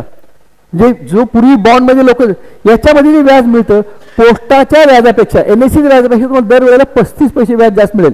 पोस्टाचा व्याज जर 7.15 असेल तर तुम्हाला 7.50 मिळेल. जे काय पोस्टल व्याज असेल, फक्त याच्यात एकच रिस्क आहे की याचा वेळ फ्लोटिंग आहे. याच्यामध्ये जो व्याज दर आज आहे तो पुढचे 8 वर्ष राहणार नाही, याचा कालावधी 8 वर्षाचा आहे. ज्या वेळेला रिझर्व्ह बँक व्याजाचे दर बदलेल त्या वेळेला NSEचा जो रेट असेल त्याच्यापेक्षा 35 जास्त मिळेल, एवढं फक्त लक्षात घ्या. पण याचा रेट पर्याय तुलनेने जास्त चांगला आहे, आणि याचं व्याज तिमाही पद्धतीने मिळतं, म्हणजे दर महिना मिळत नाही, दर 3 महिन्यात तुम्ही जे अकाउंट बँकेत लिंक केले त्याला बाय डिफॉल्ट पैसे जमा होतात. P2P लेंडिंग हा सुद्धा एक नवीन फायनान्स इन्व्हेस्टमेंटचा प्रकार आहे. वेळावेळी याच्यावर फार आपल्याला सांगू शकणार नाही, पण ज्यांना कोणाला इंटरेस्ट दे कॅन कॉन्टॅक्ट मी. याच्यामध्ये तुमच्या रिस्क घ्यायच्या क्षमतेनुसार 12 पासून तो 16-17% पण तुम्हाला रिटर्न मिळू शकतं. ज्याला अजिबात रिस्क घ्यायचा नाही, म्हणजे मिनिमम रिस्क घ्यायचा तो 11.5-12% रिटर्न मिळू शकतो. ज्याला फेअर रिस्क घ्यायचा तो 13-14 मिळू शकतो, आणि ज्याला रिस्क घ्यायचा तो 17-18% रिटर्न मिळू शकतो. हा प्रकार 2016 पासून आला. सध्या भारतामध्ये 13-14 P2P लेंडिंग कंपन्या आहेत. हा प्लॅटफॉर्म आहे. हा प्लॅटफॉर्म तुमच्या पैशाची गॅरंटी घेत नाही, तुम्ही तुमचं रिस्क घ्यायचे आणि पैसे गुंतवायचे. वेळेअभावी मी तुम्हाला स्कीम आता सांगू शकत नाही, पण ज्यांना कोणाला इंटरेस्ट असेल they can contact me personally, I will explain it. आता आपण कोणी इक्विटीमध्ये, मी तुम्हाला सांग इक्विटी म्हणजे काय, तर इथे तुम्ही सगळे याच्यामध्ये लोक आहात, फायनान्समध्ये लोक आहात. डेट आणि इक्विटीमधला सगळ्यात मोठा फरक असा आहे की debt which has got maturity, एका ठराविक काळात त्याला 2 वर्ष, 5 वर्ष, 7 वर्ष, 15 वर्ष, आणि ते पिरियड संपला की तुम्हाला तुमचे पैसे परत द्यायला लागतात ज्याच्याकडे ठेवले त्याला. इक्विटी ही तशी नाहीये. इक्विटी हे परमनंट आहे. मी एकदा इक्विटी पैसे टाकले तर मला इक्विटी विकायला पाहिजे, आणि ती विकतो कोण, मी विकतो. ज्याच्याकडे पैसे, मी उद्या स्टेट बँकेचे शेअर घेतले तर स्टेट बँक मला शेअरचे पैसे देत नाही, मला ते बाजारात असलेल्या भावाला विकायला लागतात. डेटचं तसं नाहीये, डेटला भाव नसतो, मी जे पैसे तेवढे मला मिळणार आहेत. इक्विटी तसं नाही, बाजारात जो भाव असेल त्या भावाला विकत घ्यायला लागेल, विकायला लागतील. दिस इज द बेसिक. आणि डेटमुळं तुम्हाला मालकी मिळत नाही, इक्विटी तुम्हाला मालकी मिळते. मी जेव्हा एखाद्या कंपनी शेअर्स विकत घेतो त्यावेळेला मी त्या प्रमाणामध्ये त्या कंपनीचा मालक झालेला असतो, आणि धंद्यामध्ये नेहमी रिस्क मालक घेतो, लक्षात घ्या. त्यामुळे धंदा वाढला, प्रॉफिट वाढला तर मला डिव्हिडंड जास्त मिळतो, माझ्या शेअरची किंमत जास्त होते. धंदा कमी झाला तर माझ्या शेअरची किंमत कमी होते, मला डिव्हिडंड कमी मिळतो, की एखादं मिळत पण नाही. तर हे जे रिस्क आहे, हे जेव्हा मी रिस्क घेतो, ज्याला हे समजतंय त्यांनी शेअर मार्केटला पैसे गुंतवायत. आजकाल शेअर मार्केट पैसे गुंतवणं खूप सोपं झालेलं आहे. फक्त 3 गोष्टी असायला लागतात, बँक अकाउंट, डीमॅट अकाउंट आणि ब्रोकर अकाउंट. सुदैवाने आज सर्व बहुतेक बँका हे अकाउंट 3 in 1 देतात. तुम्हाला 3 ठिकाणी जायची गरज नाही, एकाच ठिकाणी 3 खाते उघडून याच्यात तुम्ही गुंतवणूक करू शकता.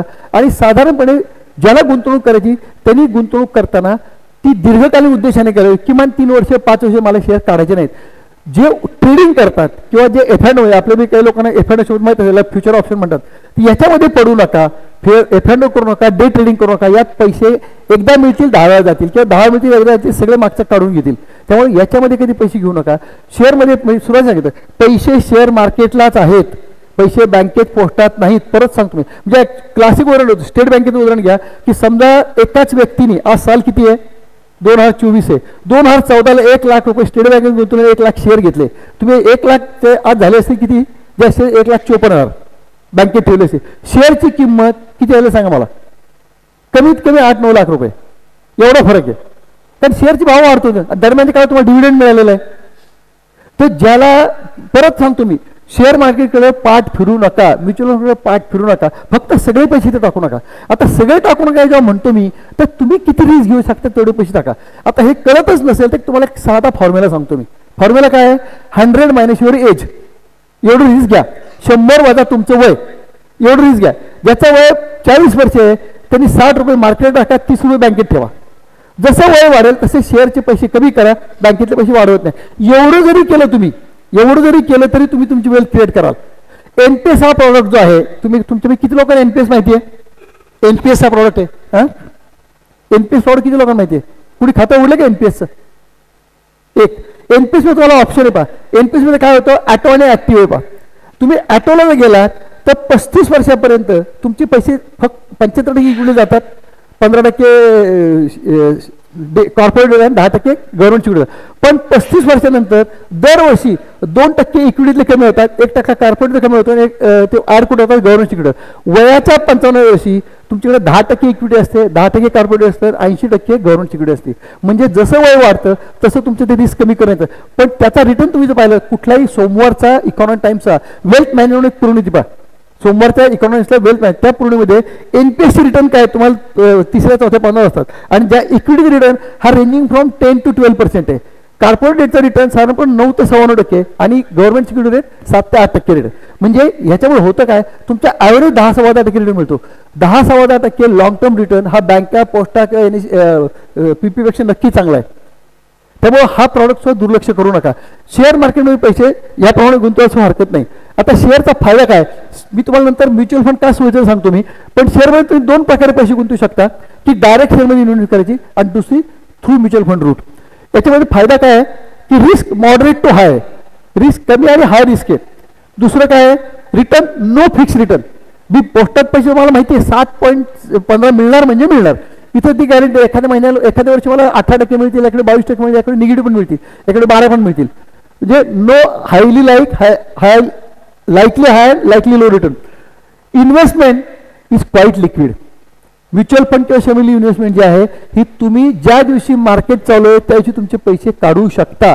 याचा सध्या इतके दिवस आपल्याकडे T+2 होतं, आता T+1 झाले. आज मी पैसे काढले, उद्या तुमच्या खात्यात पैसे जमा होतो, इतकं लिक्विड आहे. फक्त मार्केट चालू पाहिजे. मार्केट आपल्याला गव्हर्नमेंट हॉलिडे आणि शनिवार रविवार चालू नसतं, उरलेले 5 दिवस मार्केट चालू असतं.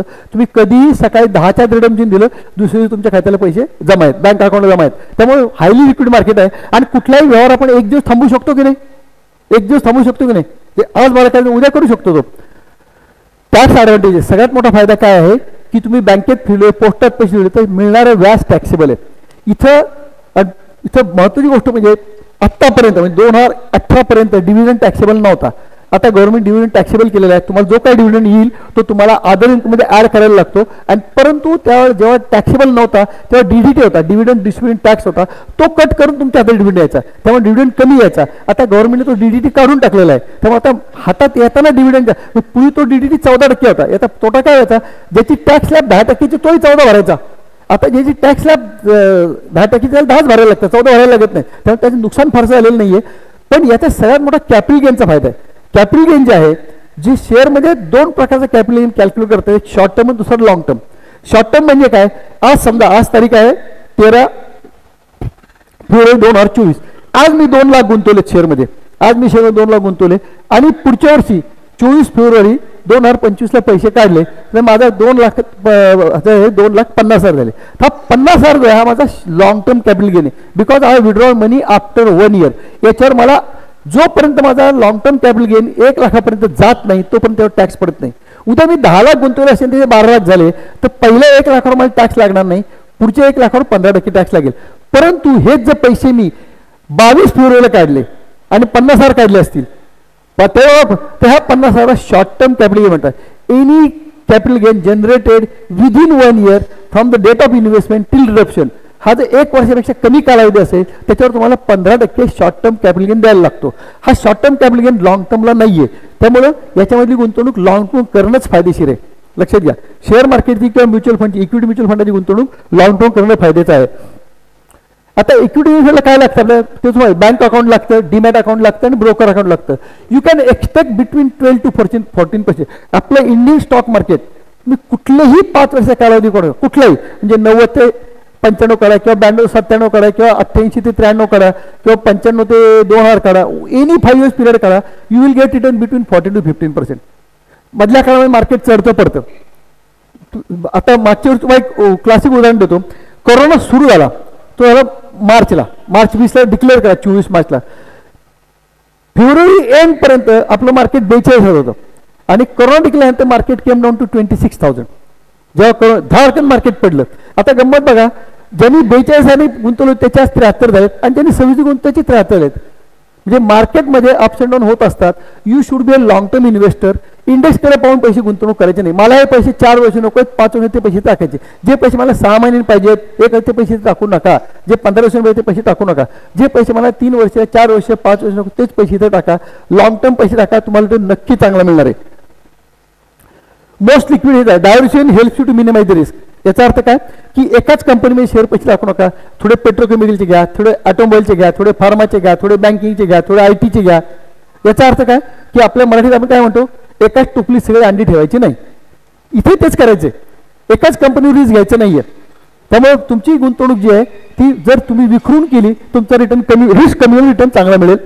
देर is no permanent bull market and no permanent bear market. म्हणजे बाजारामध्ये कधीही मार्केट टॉप आणि बॉटम कायम सुरू नसतं.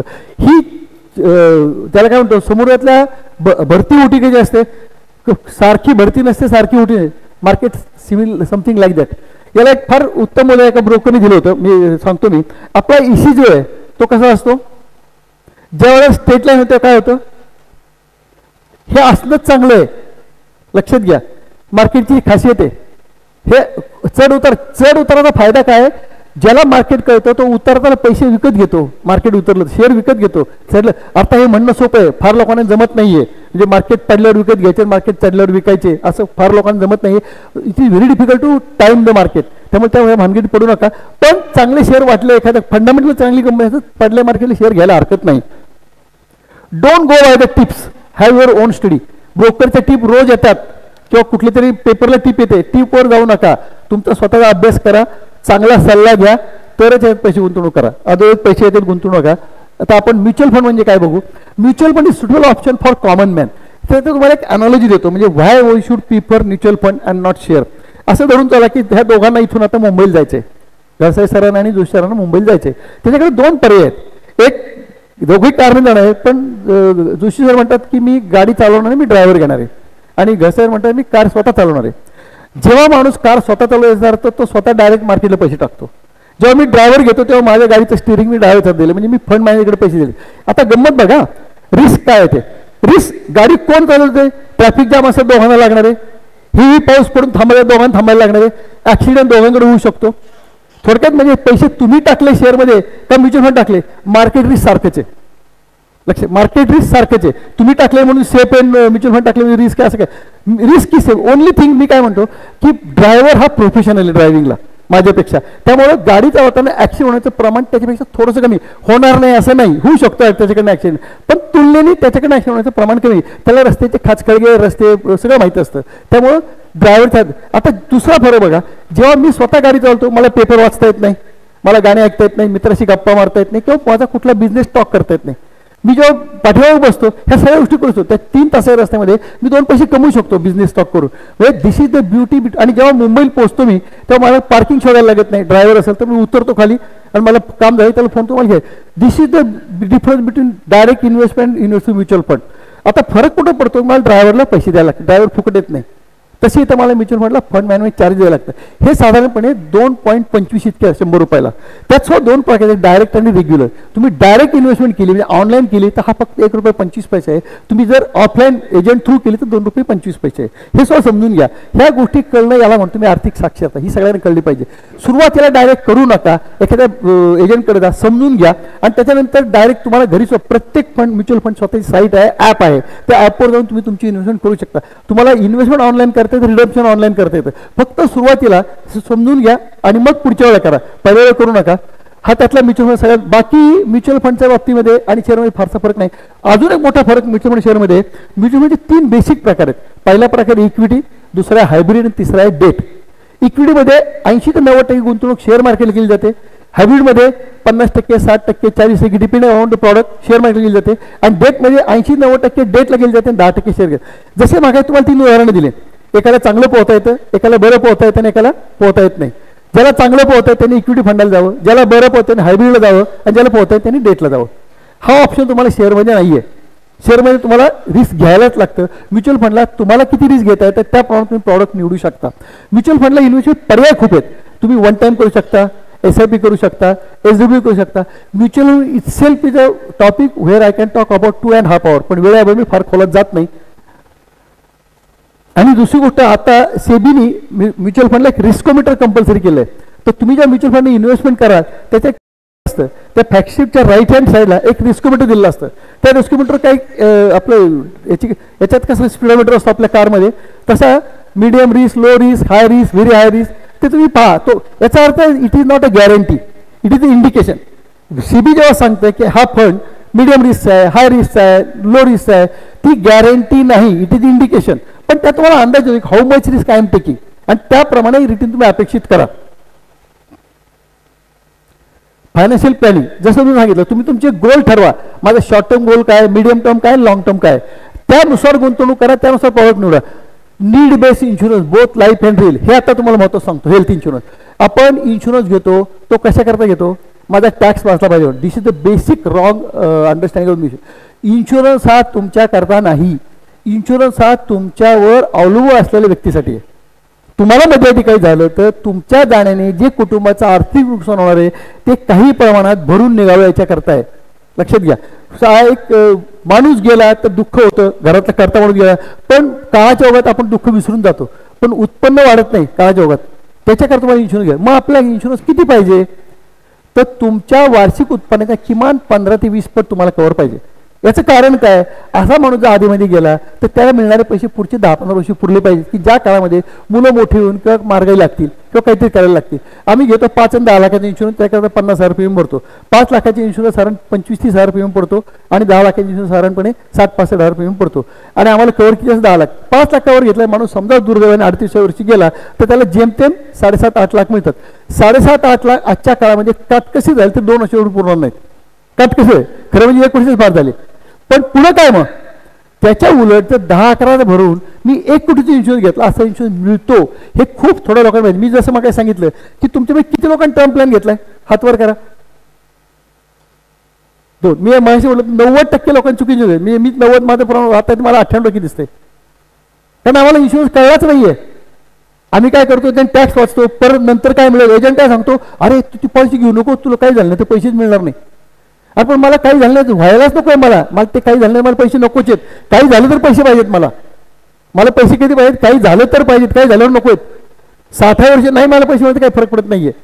60व्या वर्षी माझ्या 5 लाखाची पॉलिसी मला समजा 12 लाख मिळणार असेल, त्याची किंमत काय आजची 2 लाख नाहीये. तसे काही घेऊन गेलं मला मध्ये काय झालं तर माझ्या घरच्याने कोणी मिळायला पाहिजे. तर हा इन्शुरन्स घ्यायला शिका. दिस इज आता तुमचे बरेच लोक वयाने सिनियर आहेत, तुमच्या मुलांकरता हे करा. लक्षात घ्या मी काय सांगतोय, ज्यांची मुलं सिनियर आहेत, ज्यांची पॉलिसी घेऊन 3-4 वर्ष झालेत ना, त्यांनी जुनी पॉलिसी बदलून टाका, नवी घ्या. ज्यांची पॉलिसी 10-12 वर्ष त्यांनी बंद करू नका, नुकसान होईल. पण ज्यांनी घेऊन 3 वर्ष 4 वर्ष झाले, चक्क पॉलिसी बंद करा. फक्त पॉलिसी बंद करण्यापूर्वी टर्म प्लॅन घ्या आणि मग पहिली बंद करा, नाही तर मधल्या काळात काहीच राहणार नाही. तेवढी काळजी घ्या. पण इन्शुरन्स सगळ्यांनी समजून घ्या, तेच हेल्थ इन्शुरन्स आहे. हेल्थ इन्शुरन्स बऱ्याच लोकांचं काय म्हणणं असतं, आता हा तुमच्या प्रश्न आहे मला माहित नाही, पण बरेच लोक आम्हाला कंपनीचा हेल्थ इन्शुरन्स आहे. अरे तो किती दिवस आहे, तुम्ही कंपनीत आहात तोपर्यंत. ज्या दिवशी कंपनी कंपनी तुम्हाला काढून टाकेल किंवा तुम्ही सोडून जाल, तो इन्शुरन्स राहत नाही. आणि त्या काळात काय झालं तर काय करणार. त्यामुळे कंपनीचा इन्शुरन्स असला तरी किमान ज्याचं यंग एज आहे त्यांनी 5 लाखाचं तरी कव्हर पाहिजे फॅमिलीचं, किमान 5 लाख. आणि जसं वय वाढत जाईल दर 5 वर्षांनी ते 2-3 लाखांनी वाढवत नाही कव्हर. 2 कारण, एक तर आजारमान चान्सेस वाढतात आणि तुमची मेडिकल कॉस्ट पण वाढत जातात. आणि साधारणपणे वयाच्या 50 नंतर अलॉंग विथ फ्लोटिंग प्लॅन तुम्हाला एक टॉपअप द्या. त्यावेळेला तुमचं टोटल कव्हर 15 ते 20 लाखाचं असलं पाहिजे. कारण आत्ताच्या काळातल्या आजारांचा खर्च पाहता तेवढं कव्हर असणं आवश्यक आहे. 2+2ची फॅमिली असेल तर 20-25 लाखाचं वर्षाला कव्हर असणं गरजेचं आहे. आणि अशा पद्धतीने कव्हर घेतलं तर प्रीमियम वाचू शकतो. टॉपअप आणि फ्लोटिंग घेतलं तर खर्च कमी होईल. साधा घेऊ नका. ॲक्सिडेंट इन्शुरन्स किती लोकांना माहिती आहे, ॲक्सिडेंट इन्शुरन्स घेता येतोय किती लोकांना माहिती आहे. ॲक्सिडेंट इन्शुरन्स म्हणजे काय माहिती आहे कोणाला, सर्व जनरल इन्शुरन्स कंपन्या ॲक्सिडेंट इन्शुरन्स पॉलिसी देतात. कोणाला माहिती आहे ॲक्सिडेंट इन्शुरन्स म्हणजे काय. ॲक्सिडेंट इन्शुरन्सचं कव्हर 5 लाख, 10 लाख, 15 लाख, 20 लाख, 25 लाख. बहुतेक सगळ्या कंपन्या, फार थोड्या कंपन्या 50 लाख देतात, पण 25 लाखापर्यंत बहुतेक सर्व कंपन्या देतात. ह्याचा प्रीमियम 25 लाखाला जेमतेम वर्षाला 2,500 रुपये असतो. त्याचा वयाशी संबंध नाही, त्याची मेडिकल होत नाही. मेडिक्लेमला मेडिकल होते, याला मेडिकल होत नाही. ॲक्सिडेंट इन्शुरन्स असा की समजा पॉलिसी घेत, आणि ही पॉलिसी दरवर्षी घ्यायला लागते. याचा प्रीमियम दरवर्षी वयानुसार वाढत नाही. ही पॉलिसी घेतलेला माणूस समजा त्याला ॲक्सिडेंट झाला, ॲक्सिडेंटमध्ये 3 गोष्टी संभवतात. पहिली संभावना काय की on the spot fatal death. दुसरी संभावना काय की डेथ झालं नाही पण अपंगत्व आलं. तिसरी संभावना काय सुदैवाने दोन्ही गोष्टी झाल्या नाही पण 2-4 महिने हॉस्पिटल राहायला लागलं. तिन्ही गोष्टी होऊ शकतात ना. आता बघा समजा एखादा फॅटल डेथ झाला, त्याच्या घरच्यांना 25 लाखाची पॉलिसी आहे, ते 25 याचा तुमच्या लाईफ इन्शुरन्सची काही संबंध नाही आहे, मेडिक्लेमचा काही संबंध नाही आहे. घरच्यांना 25 लाख मिळून जातील. समजा त्याचा अपंग झाला, अपंग झाला, त्याचा अपंगत्व किती पर्सेंट आहे हे सिव्हिल सर्जन होतं, इन्शुरन्स कंपनी ठरवत नाही. सिव्हिल सर्जन सांगा हा 25% अपाहिजे, 20 लाखाची पॉलिसी त्याला 5 लाख मिळतील, 50% अपाहिजे 10 लाख मिळतील, पॉलिसी संपली. सुदैवाने दोन्ही गोष्टी झाल्या नाही आणि त्याला हॉस्पिटल राहायला लागलं तर दर आठवड्याला 500 रुपये मिळतात. किमान रिक्षाचा खर्च वाचला. आणि असे किती दिवस मिळतात तर actual hospitalization or 104 weeks which your is less. तुम्ही जितके दिवस हॉस्पिटल आहेत तितके दिवस दर आठवड्याला तुम्हाला 500 रुपये मिळतात, पण मॅक्सिमम 104 वीक्स. आणि याला प्रीमियम किती वर्षाला फक्त 2,500 रुपये प्रीमियम. तर 2,500 तुमचा 25 लाख आले, 10 लाखाचा अजून कमी तुम्ही ठरवायचं. तर ही पॉलिसी प्रत्येकाने घेणं आवश्यक आहे. कित्येक लोकांनी पॉलिसी अशी मिळते हेच माहीत नाही आहे. याला म्हणतो मी अर्थसाक्षरता. तुमच्या लक्षात आलं का ही अर्थ. तर पुढचा भाग आहे आपला रिटायरमेंट प्लॅनिंग. हा एक फार दुर्लक्षित भाग आहे आपल्याकडं. इतके दिवस काय होतं सरकारी नोकऱ्यांना पेन्शन मिळत होतं, खाजगी नोकऱ्यांना पूर्वी मिळत नव्हतं. आता 2004 नंतर जे सर्व नोकरी लागलेत, मग सरकारी असो कुठे असो, बँका असो पब्लिक, आता कोणालाही पेन्शन मिळत नाही. जेव्हा पेन्शन होतं तेव्हा टेन्शन नव्हतं, ज्याला पेन्शन नाही त्याला टेन्शन आहे. रिटायरमेंट नंतर तुमच्याकडे पैसे असतील, लक्षात घ्या मी काय म्हणतो बघा, तुमच्याकडे पुरेसे पैसे असतील, यू टेक इट गॅरंटेड, तुमची मुलं तुमची काळजी घेतील. Vice versa is not true. बघा तुम्हाला पटतं का माझं म्हणणं. तुमच्याकडे पैसे असतील भरपूर, तुमची पोरं काळजी घेणार आहेत तुमची, पण पैसेच नसतील तर घेतलेली खात्री नाही, घेणार नाहीत असं नाही. कधी कधी मुलांना वडिलांच्या परिस्थिती माहिती असते किंवा आपल्या वडिलांना आपल्याकडे काय कष्ट याची जाणीव असते, पण घेतली तरी किंवा त्यांची इच्छा असते पण त्यांची आर्थिक परिस्थिती नसते, ते सेट झालं काय होऊ शकतं. रिटायरमेंट नंतर स्वतःची पूर्वी स्वतःच करा, कोणावर अवलंबून राहू नका. रिटायरमेंट तुम्ही 38 वर्ष 40 वर्ष नोकरी करता, नोकरी केल्यानंतर कुणाची नोकरी कुठे असू त्या नोकरी त्याला खस्ता खायलाच लागतात. कधी अपमान सहन करायला लागतो, कधी आनंदाचे क्षण असतात, कधी दुःखाचे क्षण असतात, कधी मनासारख्या गोष्टी घडत नाहीत. नोकरी कुठे करू देत, मग तो अगदी कलेक्टर असू दे किंवा शिपाई असू दे, पण परिस्थितीचे नोकरी सुटल्यानंतर ताब्यात. पण मला आता कोणाच ताबेदार नाही, हा फ्रीडम एन्जॉय करायचा असं तुमच्याकडे पैसे पाहिजेत. म्हणजे मला परदेशी फिरायचं आहे, मला देवदेव करायचे आहेत, मला छंद जोपासायचा आहे, मला नाटक सिनेमा पाहायचे आहेत, भारतात हे सगळ्या गोष्टी पैसे आणतात. त्यावेळेला तुम्ही एकदा मुलाकडे पैसे मागाल, त्यावेळेला तुम्हाला मागायला वाटणार नाही. त्यामुळं आपली काळजी आपण घ्या. रिटायरमेंट प्लॅनिंग प्रत्येकाने करा. आणि रिटायरमेंट प्लॅनिंग करताना अज्यूम करा की मी 60 वर्षी रिटायर होतो, मग पुढे 20-25 लागणार असेल. आत्ताच्या मेडिकल ट्रीटमेंट लोक 80-85 लोक आजूबाजूला खूप दिसतात, 80-85 वय असलेले लोक खूप दिसतात. तर पुढे किमान आपण आपली पत्नी दोघांना पुढच्या 18-20 वर्ष पुरतील एवढी बेगमी आपल्याकडे पाहिजे. आणि ती करण्याकरता रिटायरमेंट प्लॅनिंग करा. रिटायरमेंट प्लॅनिंग 3-4 पद्धतीने करता येतं. एक तुम्ही PPFचं खातं उघडा, त्याचे 15 वर्षानंतर परत वाढवा, ते रिटायरमेंट पैसे काढू नका. सगळ्यात चांगला पर्याय NPS आहे, न्यू पेन्शन स्कीम जी गव्हर्नमेंटची आहे. याच्यामध्ये एक सिंपल कॅल्क्युलेशन सांगतो मला मी. दरमहा 500 रुपये तुम्ही भरले, जसं एखाद्या माणसाचं 30 वर्षाचं वय आहे, सिंपल सांगतो मी 30 वर्षाचं वय आहे आणि तो 60 वर्षापर्यंत दरमहा 500 रुपये भरतोय, म्हणजे वर्षाला 6,000 भरणार, 30 वर्षात 1,80,000 भरणार. त्याचा जो कॉर्पोरेट साठतो सध्याच्या रेटनी त्याला साधारणपणे 20,000 रुपये पेन्शन मिळतं. आता प्रश्न असा आहे की 30 वर्षांनी 20,000ची आजची किंमत काय फक्त 2,500 आहे. जी गोष्ट आज 2,500 मिळते ती 20 वर्षांनी तुम्हाला 20,000 घ्यायला लागणार आहे. त्यामुळे मला जरी 500 भरून 2,500 मिळणार असले, आज 20,000 गोड लागत आहेत, मला नुसतं 500 भरून चालणार नाही. मला आजचे 25,000 पाहिजे असतील तर मला पैसे किती भरले पाहिजेत महिन्याला, किमान तरी 3-3.5 3-3.5 मी भरले तर मला आजच्या 25,000 किमतीचं पेन्शन मी आहे तोपर्यंत मिळेल. ते सुद्धा त्याची किंमत सुद्धा पुढे जसं माझं वय वाढत जाईल त्याची किंमत कमी होत जाणार आहे. तर हे कॅल्क्युलेशन करून तुम्ही NPS खाता उघडा. NPS केंद्र सरकारची योजना आहे. ज्यावेळेला गव्हर्नमेंटने पेन्शन योजना बंद केली त्यावेळेस सुरू केलेली. सुरुवातीला फक्त ही केंद्र सरकार आणि राज्य सरकार लागू होती. 1 एप्रिल 2009 पासून कुणीही भाग घेऊ शकतो. याच्यामध्ये खातं वयाच्या 18 पासून खातं उघडता येतं, अप टू 60 पर्यंत. आता पूर्वी ते 55, आता ते 60 ला खातं उघडत येतं. पूर्वी 60 पर्यंत चालू होतं, आता 75 पर्यंत पैसे टाकू शकता. आणि याच्यामध्ये पैसे टाकल्यानंतर तुमचा जो कॉर्पस साठतो, समजा एखाद्या माणसाचा 1 कोटी कॉर्पस साठला वयाच्या 60 वर्षी, त्यातले तो 60% रक्कम एक रकमी काढू शकतो, 60%, आणि त्याच्यावर कुठलाही टॅक्स नाहीये. दुसरी गोष्ट उरलेली 40% म्हणजे 1 कोटी म्हणजे 40 लाख, 40 लाखात त्याला ॲन्युटी घ्यायला लागतात. त्या कोणाचे घ्यायचे 4-5 ऑप्शन त्याला फंडनी दिले असतात, पेन्शन फंडनी. तुम्हाला पाहिजे त्यात नाही ॲन्युटी घ्या, साधारणपणे 6% रिटर्न मिळतो. त्या ॲन्युटीचा वार्षिक रिटर्न 6% आणि त्याच्यामध्ये 2-3 ऑप्शन की I want pension till age of 75. हे पेन्शन मला जास्त मिळतं. 75 तर मी हायत असं मला काही मिळत नाही, पण समजा मी 68 वर्षी गेलो तर पुढचे 7 वर्ष माझ्या बायकोला किंवा मुलाला पैसे मिळतील. 75 कोणालाच काय मिळेल. दुसरा ऑप्शन असतो मी आहे तोपर्यंत मला पेन्शन पाहिजे. यातलं पेन्शन पहिल्या ऑप्शनपेक्षा थोडं कमी मिळतं. तिसरा ऑप्शन मी आहे तोपर्यंत मला माझ्या पश्चात माझ्या बायकोला, याचा पेन्शन थोडं कमी मिळतं. चौथा ऑप्शन मी आहे तोपर्यंत मला माझ्या पश्चात माझा कॉर्पस माझ्या वारसाला, हे पेन्शन सगळ्यात कमी मिळतं. हे 6% रिटर्न पेन्शन मिळतं. ऑप्शन कुठला घ्यायचा त्याचा विचार आज करायचा नाही. तुम्ही ज्यावेळेला पेन्शन घेणार आहात त्याच्या आधी 6 महिने तुम्हाला त्यावेळेच्या परिस्थितीत योग्य वाटत निर्णय घ्या आणि पेन्शनचा ऑप्शन घ्या. परंतु युअर इन्व्हेस्टमेंट इज सेफ. सगळ्यात महत्त्वाची गोष्ट याची इन्व्हेस्टमेंट जी आहे it comes under section 80C. 1.5 लाखापर्यंतची गुंतवणूक तुम्हाला टॅक्सचा फायदा होऊन जाते. त्याच्याही पुढे हल्ली बऱ्याच लोकांची 1.5 लाखाची मुदत संपून जाते होम लोन किंवा कशामुळं. यात टाकलेले additional 50,000 rupees under section 80CC D1B नुसार 50,000 तुम्हाला ॲडिशनल बेनिफिट मिळतो. म्हणजे तुमचं टॅक्स प्लॅनिंग होतं, ॲट द सेम टाइम तुमचं रिटायरमेंट प्लॅनिंग होतं. तुम्हाला सुरुवातीला सांगितलं की टॅक्स करता गुंतवणूक करता नुसता टॅक्स वाचतो बघू नका. त्याच्यामुळे माझं कुठलं गोल साध्य होते. मी सुकन्या समृद्धीला पैसे टाकले, माझा टॅक्स वाचतो. मी माझ्या मुली शिक्षणाची किंवा लग्नाची सोय केली. मी PPPला पैसे टाकलेत, माझा टॅक्स वाचतो. माझ्या 15 वर्षानंतर पैशाची सोय केलेली आहे. त्यामुळे इन्शुरन्स पॉलिसी घेऊन कधी टॅक्स वाचू नका. Insurance is not for the tax, it is risk instrument, it is not a investment instrument. Estate planning हा आपल्याला अत्यंत दुर्लक्षित, म्हणजे इथे बसलेल्या किती लोकांना याचा अर्थ कळला आहे हे मला माहित नाही अजून. इस्टेट प्लॅनिंग याचा अर्थ काय, what should happen to my estate after me. माझ्या पश्चात माझी जी चल संपत्ती तिचं काय होईल याचं नियोजन करायचं. जिवंतपणे करायचं, ते गेल्यावर करून उपयोग नाही आहे. याला 2 पर्याय, एक चांगलं विल करा आणि नॉमिनेशन. नॉमिनेशनवर लोकांचे प्रचंड गैरसमज आहेत. नॉमिनी हा त्याचा मालक नाही. मी माझ्या मोठ्या मुलाला केलं, जावायला केलं, त्याची जबाबदारी फक्त he is a trustee. He will take the position of the physical immovable or immovable asset as a trustee and there after it will distributed as per succession. तुम्हाला जर डिस्ट्रीब्युशन सक्सेशन होऊ द्यायचं नसेल, तुमच्या इच्छेप्रमाणे करायचं असेल तर मेक विल. तुम्ही केलेल्या क्रिएट केलेल्या संपत्तीचं तुम्हाला विल करता येतं. हे विल तुम्हाला कुठल्याही वकिलाकडे जायची गरज नाही आहे. तुम्ही स्वतः घरी बसून करू शकता. वकिला सॅलिंग केलं जास्त चांगलं, पण नाही केलं तर चालतं. विल रजिस्टर केलं तर चालतं, नाही केलं तर चालतं, नोटराईज केलं चालतं. विल तुम्ही महत्त्वाची गोष्ट, विल करताना 3 गोष्टी लक्षात ठेवा. ज्यावेळी विल कराल त्याच्या तुम्हाला डॉक्टर सर्टिफिकेट घ्यायला लागतं. त्या डॉक्टरनी त्याची म्हटलं पाहिजे mister so and so is physically and mentally fit to execute the will. तो शारीरिक आणि मानसिकदृष्ट्या विल करायला सक्षम आहे. म्हणजे अदरवाईज काय विल केल्यानंतर धाकटा मुलगा म्हणणार माझे वडील दारूची नशेत होते, मोठ्या भावाने त्याची सही घेतली किंवा ते कोम होते त्याचा अंगठा घेतला, ते होऊ नये म्हणून डॉक्टर सर्टिफिकेट लागतं. आणि त्याला 2 विटनेस लागतात.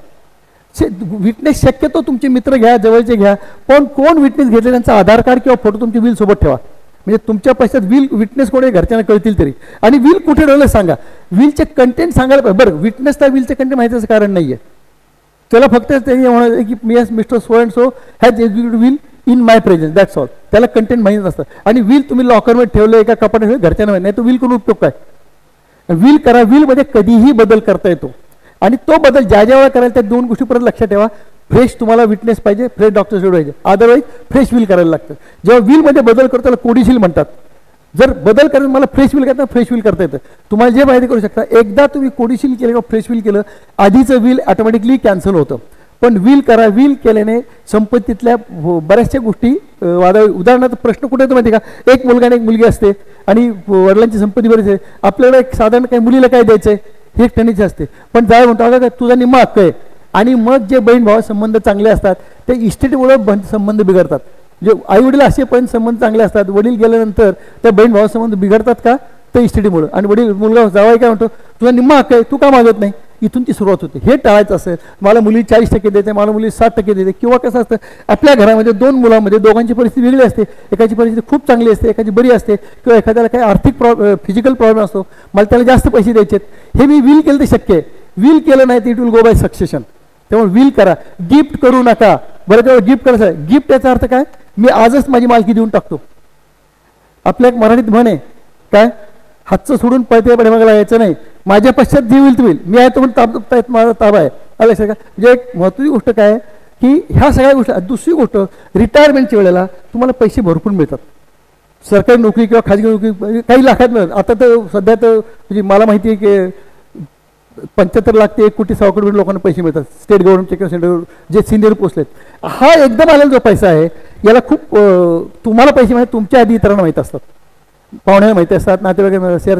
तर ते म्हणतात अरे माझ्या धंद्यात टाक, तू 2% महिन्याला देतो. मुलगी म्हणते मला घर घ्यायला पैसे द्या, मुलगा म्हणतो मला गाडी घ्यायचे पैसे द्या. नाही म्हणायला शिका, नाही म्हणायला शिका. गरज असेल तेव्हा पैसे द्या, आजारपण असेल, शिक्षण असेल, पण त्यांच्या लक्झरीला तुमच्या पैशांनी करायचे नाही. त्यांनी ते आहेत तोपर्यंत तुमचे आहेत, तुमच्या पैसे त्यांनाच मिळणार आहेत. ते काही तुम्ही रस्त्यावर कोणाच दान करून टाकणार नाही, पण तुम्ही आहेत तोपर्यंत तुमचे पैसे तुम्ही ताब्यात राहा. आणि पै पाहुणे सुद्धा, तू पाहुणा आला मित्राला बाबा 2 दिवस राहा, चहा पी, नाटक पहा, सिनेमा, पैसे मागायचे नाही. हे पहिलं, ही भीड आपल्याला टाळता आली पाहिजे. कारण अदरवाईज काळात हा पैसा परत येत नाही. आणि जेव्हा नाट्यात किंवा ओळखीचे पैसे आपल्याला मागता पण येत नाही भिडेपोटी. बँकेतले पैसे मागू शकतो मी, शेअर विकू शकतो, तर काय करणार आहे, काहीच करू शकत नाही मी. आणि कोर्टात जाऊ शकत नाही जवळचा माणूस असेल तर. हे मोह टाळा. त्यांना पैसे द्यायचे असेल, तुमच्या उद्या नातवाला चांगले ॲडमिशन मिळते, जरूर पैसे खर्च करा. तोच मुलांनी घर घेतलंय, त्याला सोफा घेऊन द्या, टी व्ही घेऊन द्या, फ्रीज घेऊन द्या, पण घर घ्यायला पैसे तुमची देऊ नका. त्याला 50 लाखाचं द्यायचं, तुम्ही 25 असं करू नका.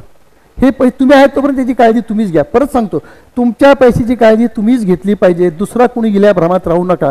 हेल्थ आणि वेल्थ ही आपली आपण सांभाळायची, याची काळजी दुसरी कुणीही घेणार नाही. सल्ला घ्या, सल्ला घ्यायला पाहिजे नाही आहे, पण मी काय करतोय, मी कुठं पैसे घेतो मला कळलं पाहिजे. लोन रिपेमेंट, आपण बऱ्याच वेळा लोन घेतो, घरासाठी घेतो, गाडीसाठी घेतो. विशेषतः जेव्हा पहिलं लोन घेतो, कार एक छोटं मोटरसायकलसाठी 50,000चं कर्ज घेतलं, म्हणजे याचा अर्थ पुढचं लांबो असं नाही, पण मोटरसायकल लोन घेतलं आणि त्याची बँकेने मला 3 वर्ष दिली, मी पैसे फेडले, पण ते 5 वर्षात फेडले. याचा इम्पॅक्ट काय होतो, माझा क्रेडिट स्कोअर खराब होतो, आणि तो खराब झाला की मला घराचं लोन मिळत नाही. लक्षात घ्या, मी हे सांगतो ते. त्यामुळे जेव्हा तुम्ही पहिलं छोटं कर्ज घ्याल ते वेळेत भरा, थोडं 1-2 महिने आधी भरा, तुमचा क्रेडिट इम्प्रूव्ह होईल, तुमचं पुढचं कर्ज तुम्हाला लगेच मिळेल. पण पहिलं कर्ज घेताना तुम्ही पैसे जरी फेडले आणि ते उशिरा फेडले असतील तर तुम्हाला क्रेडिट स्कोअर खराब होईल, तुम्हाला पटकन लोन मिळणार नाही. दुसरी गोष्ट म्हणजे काही कारणाने तुम्हाला एक आजारपणा म्हणा, अपंगत्वामुळे, धंदा बंद पडल्यामुळे लोन भरणं शक्य नसेल काही काळाकरता, तर अप्रोच द लेंडर, त्याच्याकडे जा, तुम्ही तुमच्या अडचण सांगा, रिशेड्यूल करून घ्या. रिशेड्यूल करून सुद्धा लगेच अकाउंट NPA येणार नाही. याचा अर्थ कायमचं NPA तर बाहेरला असेल भाग नाही, पण निदान तुम्हाला थोडा कुशन पिरियड मिळेल. ह्या गोष्टी करा. ह्या सगळ्या गोष्टी म्हणतो मी फायनान्शियल प्लॅनिंग. NPS बद्दल मी तुम्हाला सांगितलं की वयाच्या 18 नंतर खातं उघडत येतं. याच्यामध्ये किमान वर्षाला 1000 रुपये, कमाल कितीही रक्कम टाकता येते. अप्पर लिमिट PPF काही सारखी नाही आहे. तुम्ही एखाद्या वर्षी 5,000 टाकले, पुढच्या वर्षी 25 टाकू शकता, त्याच्या पुढची 50 टाकू शकता, मध्ये परत 20 टाकू शकता. तुम्हाला जमतील तेवढे पैसे टाका, जास्तीत जास्त रक्कम टाका शिका. दुसरी गोष्ट, याचं खातं उघडण्याकरता आता कुठल्याही बँकेत पोस्टात जायची गरज नाही. तुम्ही NPS करता NSDL किंवा कॅम्पच्या साईटला जा आणि तिथं ENPS म्हणा, ENPS ते क्लिक करा. ENPS क्लिक केल्यानंतर त्यांचा फॉर्म येतो, तो फॉर्म सगळा ऑनलाईन भरा. त्यात तुमचा पॅन टाका, आधार टाका आणि तुमचं बँक अकाउंट टाका, त्याचा IFSC कोड, अकाउंट नंबर आणि मायक्रो कोड टाका की तुमच्या मोबाईल तुम्हाला एक OTP, तो OTP टाका. तुमचा अकाउंट ओपन करण्याकरता सुरुवातीला फक्त 500 रुपये भरा, ऑनलाईन 500 भरायला लागतील. 500 रुपये भरले की तुमचं खातं ओपन होतं. तुम्हाला 8 दिवसांनी किट येतो त्यांच्याकडनं NPS, त्याच्यामुळे तुमचं प्राण कार्ड येतं. तुम्हाला एक तो किट हल्ली काय होतो, फोटो पूर्वी सुरुवातीला ज्या ऑनलाईनला फोटो अपलोड करता, आता फोटो अपलोड करता येतो. तुमचा फोटो याच्यामध्ये अपलोड करतो, तो त्यामध्ये अपलोड करा. 8 दिवसांनी तुमच्या घरी स्पीड पोस्टनी तुमचं प्राण कार्ड येतं. प्राण कार्ड येतं तर permanent retirement account number. Pan कार्डच्या आकाराचा रंग पिवळा आहे, पॅन कार्ड रंग निळा आहे, त्या पिवळ्या रंगाचं कार्ड येतं. ते तुमची आयडेंटिटी प्रूफ म्हणून कारण दिलेलं गव्हर्नमेंटने, it can use identity proof also. आणि that is your account number. That account is pan India, म्हणजे तुम्ही कुठेही जरी गेला संपूर्ण भारतभर त्या नंबरनी ते अकाउंट कुठेही ऑपरेट करू शकता. नॉट नेसरी मी अकाउंट पुण्यात उघडलंय, मला कोल्हापूरला काय करायचं, दमणला काय, असं काही संबंध नाही आहे. मी कुठेही ते अकाउंट ऑपरेट करू शकतो. आणि दुसरी महत्त्वाची याच्यामध्ये 2 पर्याय आहेत NPS मध्ये, एक Tier 1 आणि एक Tier 2. Tier 1 जे अकाउंट आहे, this is eligible for the pension.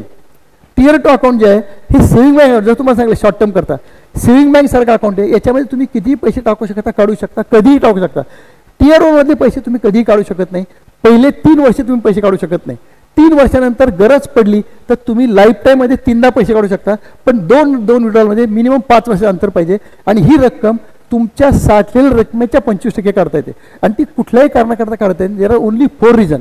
त्यातलं पहिलं रिझन आहे की मी, माझी पत्नी किंवा माझी मुलं यांच्या शिक्षणाकरता पाहिजे मला. दुसरं reason I am purchasing house for the first time, not for the second. तिसरं रिझन, मी, माझी पत्नी, माझी मुलं किंवा माझे पेरेंट माझ्यावर आर्थिकदृष्ट्या अवलंबून असतील तर यांच्या गंभीर आजाराकरता, सर्दी पडसं, हात मोडला याच्याकरता नाही, पण जे त्यांनी 8-10 गंभीर नावं दिले त्याच्याकरता. आणि चौथं आहे, if I am having startup, मला काही बिझनेस सुरू करायचा आहे फक्त याच्याकरता अजून एक अपंगत्व आलं तर याचे तुम्हाला पैसे काढता येतात ट्रीटमेंटसाठी. त्या 4-5 कारणाकरता यातले पैसे काढता येतात. गरज पडली त्यात तुम्ही पैसे काढा. पैसे न काढलेले बरं, जेवढे पैसे जास्त दिवस राहतील त्यावर तुमचा कॉर्पस वाढणार आहे. NPS अकाउंट कुठूनही कुठे ट्रान्सफर करता येतं. दुसरी गोष्ट याच्यामध्ये अजून एक ऑप्शन आहे ॲक्टिव्ह आणि ऑटो. ॲक्टिव्ह म्हणजे याला असं वाटतं की मला शेअर मार्केटला समजतंय, मी 70% शेअर टाकणार आहे आणि 20% कॉर्पोरेट 10% टाकणार आहे, ते तुम्ही करू शकता. त्याला ॲक्टिव्ह म्हणतात. तुमची तुम्हाला मॅनेज करायला लागते. पण ऑटो याचा अर्थ असा आहे की ऑटोमध्ये 3 ऑप्शन तुम्हाला असतात, एक ॲग्रेसिव्ह, एक मॉडरेट आणि एक कॉन्झर्वेटिव्ह. तर तुम्ही ॲग्रेसिव्ह जरी घेतला, कुठलाही जरी घेतला, जसं तुमचं वय वाढत जाईल तसं ते इक्विटीतलं प्रमाण कमी करतात आणि गव्हर्नमेंट डेट आणि कॉर्पोरेटला वाढवत नेतात. याच्यामुळे तुमचं गुंतवणूक वाढत्या वयानुसार रिस्क कमी होतं. आय विल रेकमेंड सर्वसामान्य माणसाला ज्याला मार्केटचं कळत नाही त्यांनी ऑटो मोड घ्या आणि ॲग्रेसिव्ह घ्या सुरुवातीला. कारण तरुणपणे करत असेल ॲग्रेसिव्ह घ्या, तुम्हाला रिटर्न 10.5-11% मिळेल आणि तो तुमचा त्यावेळी फायदा होईल. याच्यावर फार बोलत नाही मी आता. होम लोन मी सगळ्यांना माहिती आहे, फारसं बोलत नाही. क्रेडिट कार्ड ह्या विषयावर मला बोलणं आवश्यक वाटते. आपण बरेच जण क्रेडिट कार्ड वापरतो. क्रेडिट कार्ड वापरणं चांगलं आहे, वाईट नाही आहे, परंतु ते जर प्रुडंटली वापरलं तर. मला क्रेडिट कार्ड नीट वापरता आलं नाही तर I end up paying 36% interest. Not only that, माझा क्रेडिट स्कोअर खराब होतो, दुसरं कुठलंही लोन मला मिळत नाही आणि बँकेची रिकव्हरी मागं लागू शकते. यांची 5% ऑफरसुद्धा घेऊ नका. ज्याला शिस्त नाही त्यांनी क्रेडिट कार्ड वापरू नका, त्यांनी डेबिट कम ATM कार्ड वापरा. ज्याला शिस्त आहे, आर्थिक शिस्त, त्यांनी जरूर क्रेडिट कार्ड वापरा आणि शक्यतो मल्टिपल क्रेडिट कार्ड वापरा, 1 किंवा 2 वापरा. काही लोकांना सवय असते, त्यांना अभिमान वाटतो बाईक 5 क्रेडिट कार्ड आहेत. काही त्याची गरज नाही आहे. त्या प्रत्येक पिन लक्षात ठेवायला लागतो, सगळ्या भानगड हरवलं काही झालं. त्यापेक्षा 2 कार्ड ठेवा, एक व्हिसा आणि आता सध्या रुपे कार्ड आपलं चांगलं आहे इंडियन कार्ड, ते पण वापरा. रुपे कार्ड ठेवा. आता तुम्हाला क्रेडिट कार्ड तुमच्या UPI लिंक करता येतं. किती लोकांना माहीत नाही आहे. UPI तुम्ही कार्ड लिंक करू शकता. म्हणजे साधं 5 रुपये कोथिंबीर घेतली पण 10 रुपयाची तरी तुम्ही क्रेडिट कार्ड, आता इतके दिवस करता येत नव्हती, आता ती करता यायला लागली. मी QR कोड स्कॅन करून माझ्या क्रेडिट कार्डमध्ये पैसे देऊ शकतो. कारण भाजीवाल्याकडे काय तुमचं स्वाईप मशीन नव्हतं किंवा हे नव्हतं. आता माझ्याकडे भाजी ते नसलं तरी मी QR कोड करू शकतो. सब्जेक्ट टू तुम्हाला तुमच्या जसं तुम्ही बँक अकाउंट UPI लिंक करता तसंच क्रेडिट कार्ड तुमचं सध्या तरी ते फक्त रुपे कार्डला आहे, आपले रुपे क्रेडिट कार्डला आहे, मास्टर व्हिसाला ते नाही आहे. पण बहुतेक सर्व बँकांनी, ज्या मोठ्या बँका आहेत त्यांनी ज्यांनी तुम्हाला मास्टर कार्ड दिले त्यांनी ऑनलाईन रुपे कार्ड द्यायला सुरुवात केली. ते व्हर्च्युअल कार्ड आहे, ते फिजिकल कार्ड नाही आहे. तुमच्याकडे खिशामध्ये फिजिकल कार्ड असेल मास्टर किंवा व्हिसाचं, पण व्हर्च्युअल कार्ड तुम्हाला मिळतं, ते तुम्ही तुमच्या UPI लिंक करू शकता, त्यानंतर तो पूर्णपणे वापर करू शकता. क्रेडिट कार्डचा वापर करताना तुमची बिलिंग सायकल समजून घ्या. तुमचं बिल कधी येते तिथून पुढे तुम्हाला 20 दिवसांनी पैसे भरायचे आणि बिलाच्या तारखेपर्यंत आलेलं बिल तुम्हाला तिथून पुढे 20 दिवसांनी भरायचे. थोडक्यात म्हणजे माझी बिलिंग सायकल जर 10 तारखेला मला बिल असेल तर 11 तारखेला खर्च मी पुढच्या महिन्याच्या 29 तारखेला भरणार आहे, पण 10 तारखेला खर्च या महिन्याच्या 29 तारखेला भरणार आहे मी. थोडक्यात म्हणजे मला मिनिमम 20 डेज आणि मॅक्सिमम 50 डेज एवढे बिनव्याजी पैसे वापरायला मिळतात. लक्षात घ्या, बिनव्याजी मिळतो. पण बऱ्याच वेळा आपण काय करतो, एकदम 1.5 लाखाचा खर्च आला असतो, पैसे भरायला नसतात, तर क्रेडिट कार्ड म्हणतो तुम्ही 5% भरा, म्हणजे तुम्ही डिफॉल्टमध्ये येणार नाही. हे 5% ऐकायला खूप चांगलं आहे, पण उरलेल्या पैशावर तुम्हाला हेवी व्याज लागतं. त्यामुळे जेवढा मला खर्च बिलाचा खर्च परतफेड करता येणार आहे तेवढंच कार्ड वापरा, अनावश्यक कार्ड वापरू नका. अदरवाईज ATM कार्ड वापरा. ATMचं लॉंग फॉर्म काय हो? ATMचं लॉंग फॉर्म काय किती सांगेल मला? हां, एनी टाईम मनी ऑटोमॅटिक. मी त्याला लॉंग फॉर्म मराठीत केलाय. ATM असतील तर मिळतील, तुमच्या खात्यात पैसे तर नाही ते मिळणारच नाहीत. आलं असं का? मी ATM कशाला म्हणतो, असतील तर मिळतील, नाही तर पैसेच मिळणार नाहीत. ते वापरा म्हणजे कुठलं बॉरिंग होणार नाही. तर त्याचा डिफॉल्ट होऊ देऊ नका. टॅक्सेशन सगळ्यांनी समजून घ्या. तुम्ही जेव्हा कुठली इन्व्हेस्टमेंट करता तर तुमचा टॅक्स ॲडजस्ट रिटर्न काय बघा. मला बँकेने 7% व्याज दिलं आणि मी 10% टॅक्स ब्रॅकेटमध्ये असेल तर माझा रिटर्न झाला फक्त 6.10. आलं सर का? माझा 20% टॅक्स ब्रॅकेट असेल तर माझा रिटर्न झाला 5.60. त्यामुळे माझा रिटर्न काय आहे, मला इन्फ्लेशन आणि टॅक्स रिटर्न कळला पाहिजे, तो कसा काढायचा आणि तो पॉझिटिव्ह पाहिजे, निगेटिव्ह नको तो. जर हे दोन्ही निगेटिव्ह असेल तर माझी नेटवर्क इरोड होणार आहे, कमी होणार आहे. माझा प्रयत्न काय पाहिजे की माझा मिळणारा रिटर्न आफ्टर टॅक्स आणि आफ्टर इन्फ्लेशन पॉझिटिव्ह पाहिजे. एक वेळ 0 चालेल दोन्हीमधला फरक, पण निगेटिव्ह नको, एवढं फक्त लक्षात घ्या. इक्विटी हे तुम्हाला समजून सांगितलं, तर बोलत नाही याच्यावर मी. हे टाळायचं आहे मला. पॉन्जी स्कीम या बाजारात 12 महिने 13 काळ चालत असतात, सगळीकडे चालत असतात. आणि याच्यामध्ये कसं असतं, ह्या MLM स्कीम असतात की तुम्ही आज ही वस्तू घ्या, 4 लोकांनी विका, तुम्हाला इतके पैसे मिळतील. तुम्ही किती लोकांना एक माहिती आहे का, एक 2011 साली एक स्पीक एशिया म्हणून एक प्रॉडक्ट आला होता, कोणी ऐकलंय का? स्पीक एशिया त्यांनी काय ती आणि तो शहानावाज माणूस होता, त्यांनी 3200 कोटी जानेवारी 11 पासून ते एप्रिल 11 संपूर्ण भारतामध्ये एवढे पैसे कळवले आणि नंतर तो पळून गेला. स्कीम काय होती, तुम्ही आज माझ्याकडे 10,000 भरा, 10,000 भरल्यानंतर मी तुम्हाला एक आमच्या वेबसाईटला जायचं आणि तुम्ही आमचा सर्व्हे येईल, तो सर्व्हे तुम्ही फक्त भरा आठवड्याने तुम्हाला सर्व्हे कंप्लीट तुम्हाला 500 रुपये मिळतील. सर्व्हे कंप्लीट तुम्हाला सर्व उत्तर तुम्ही काही द्या. तर मला काय वाटतं, मला ऑनलाईन जाता येतं, मला सर्व्हे करता येतो, म्हणजे मला दर महिन्याला 10,000, आठवड्याला 500, महिन्याला 2,000, वर्षाला 22,000 पैसे गुंतवले. किती मी 10,000 वर्षाला मिळाले 22,000. या लोक मूर्खासारखे बळी पडले. रिटायर बँकर, परत मी नावं सांगतो मला, रिटायर बँकर, सुशिक्षित लोक, महिला सुशिक्षित, यात आता गंमत त्याची पुढचं अट्रॅक्शन काय होतं, तुम्ही अजून काय आणलं तुम्हाला 10% परत मिळणार.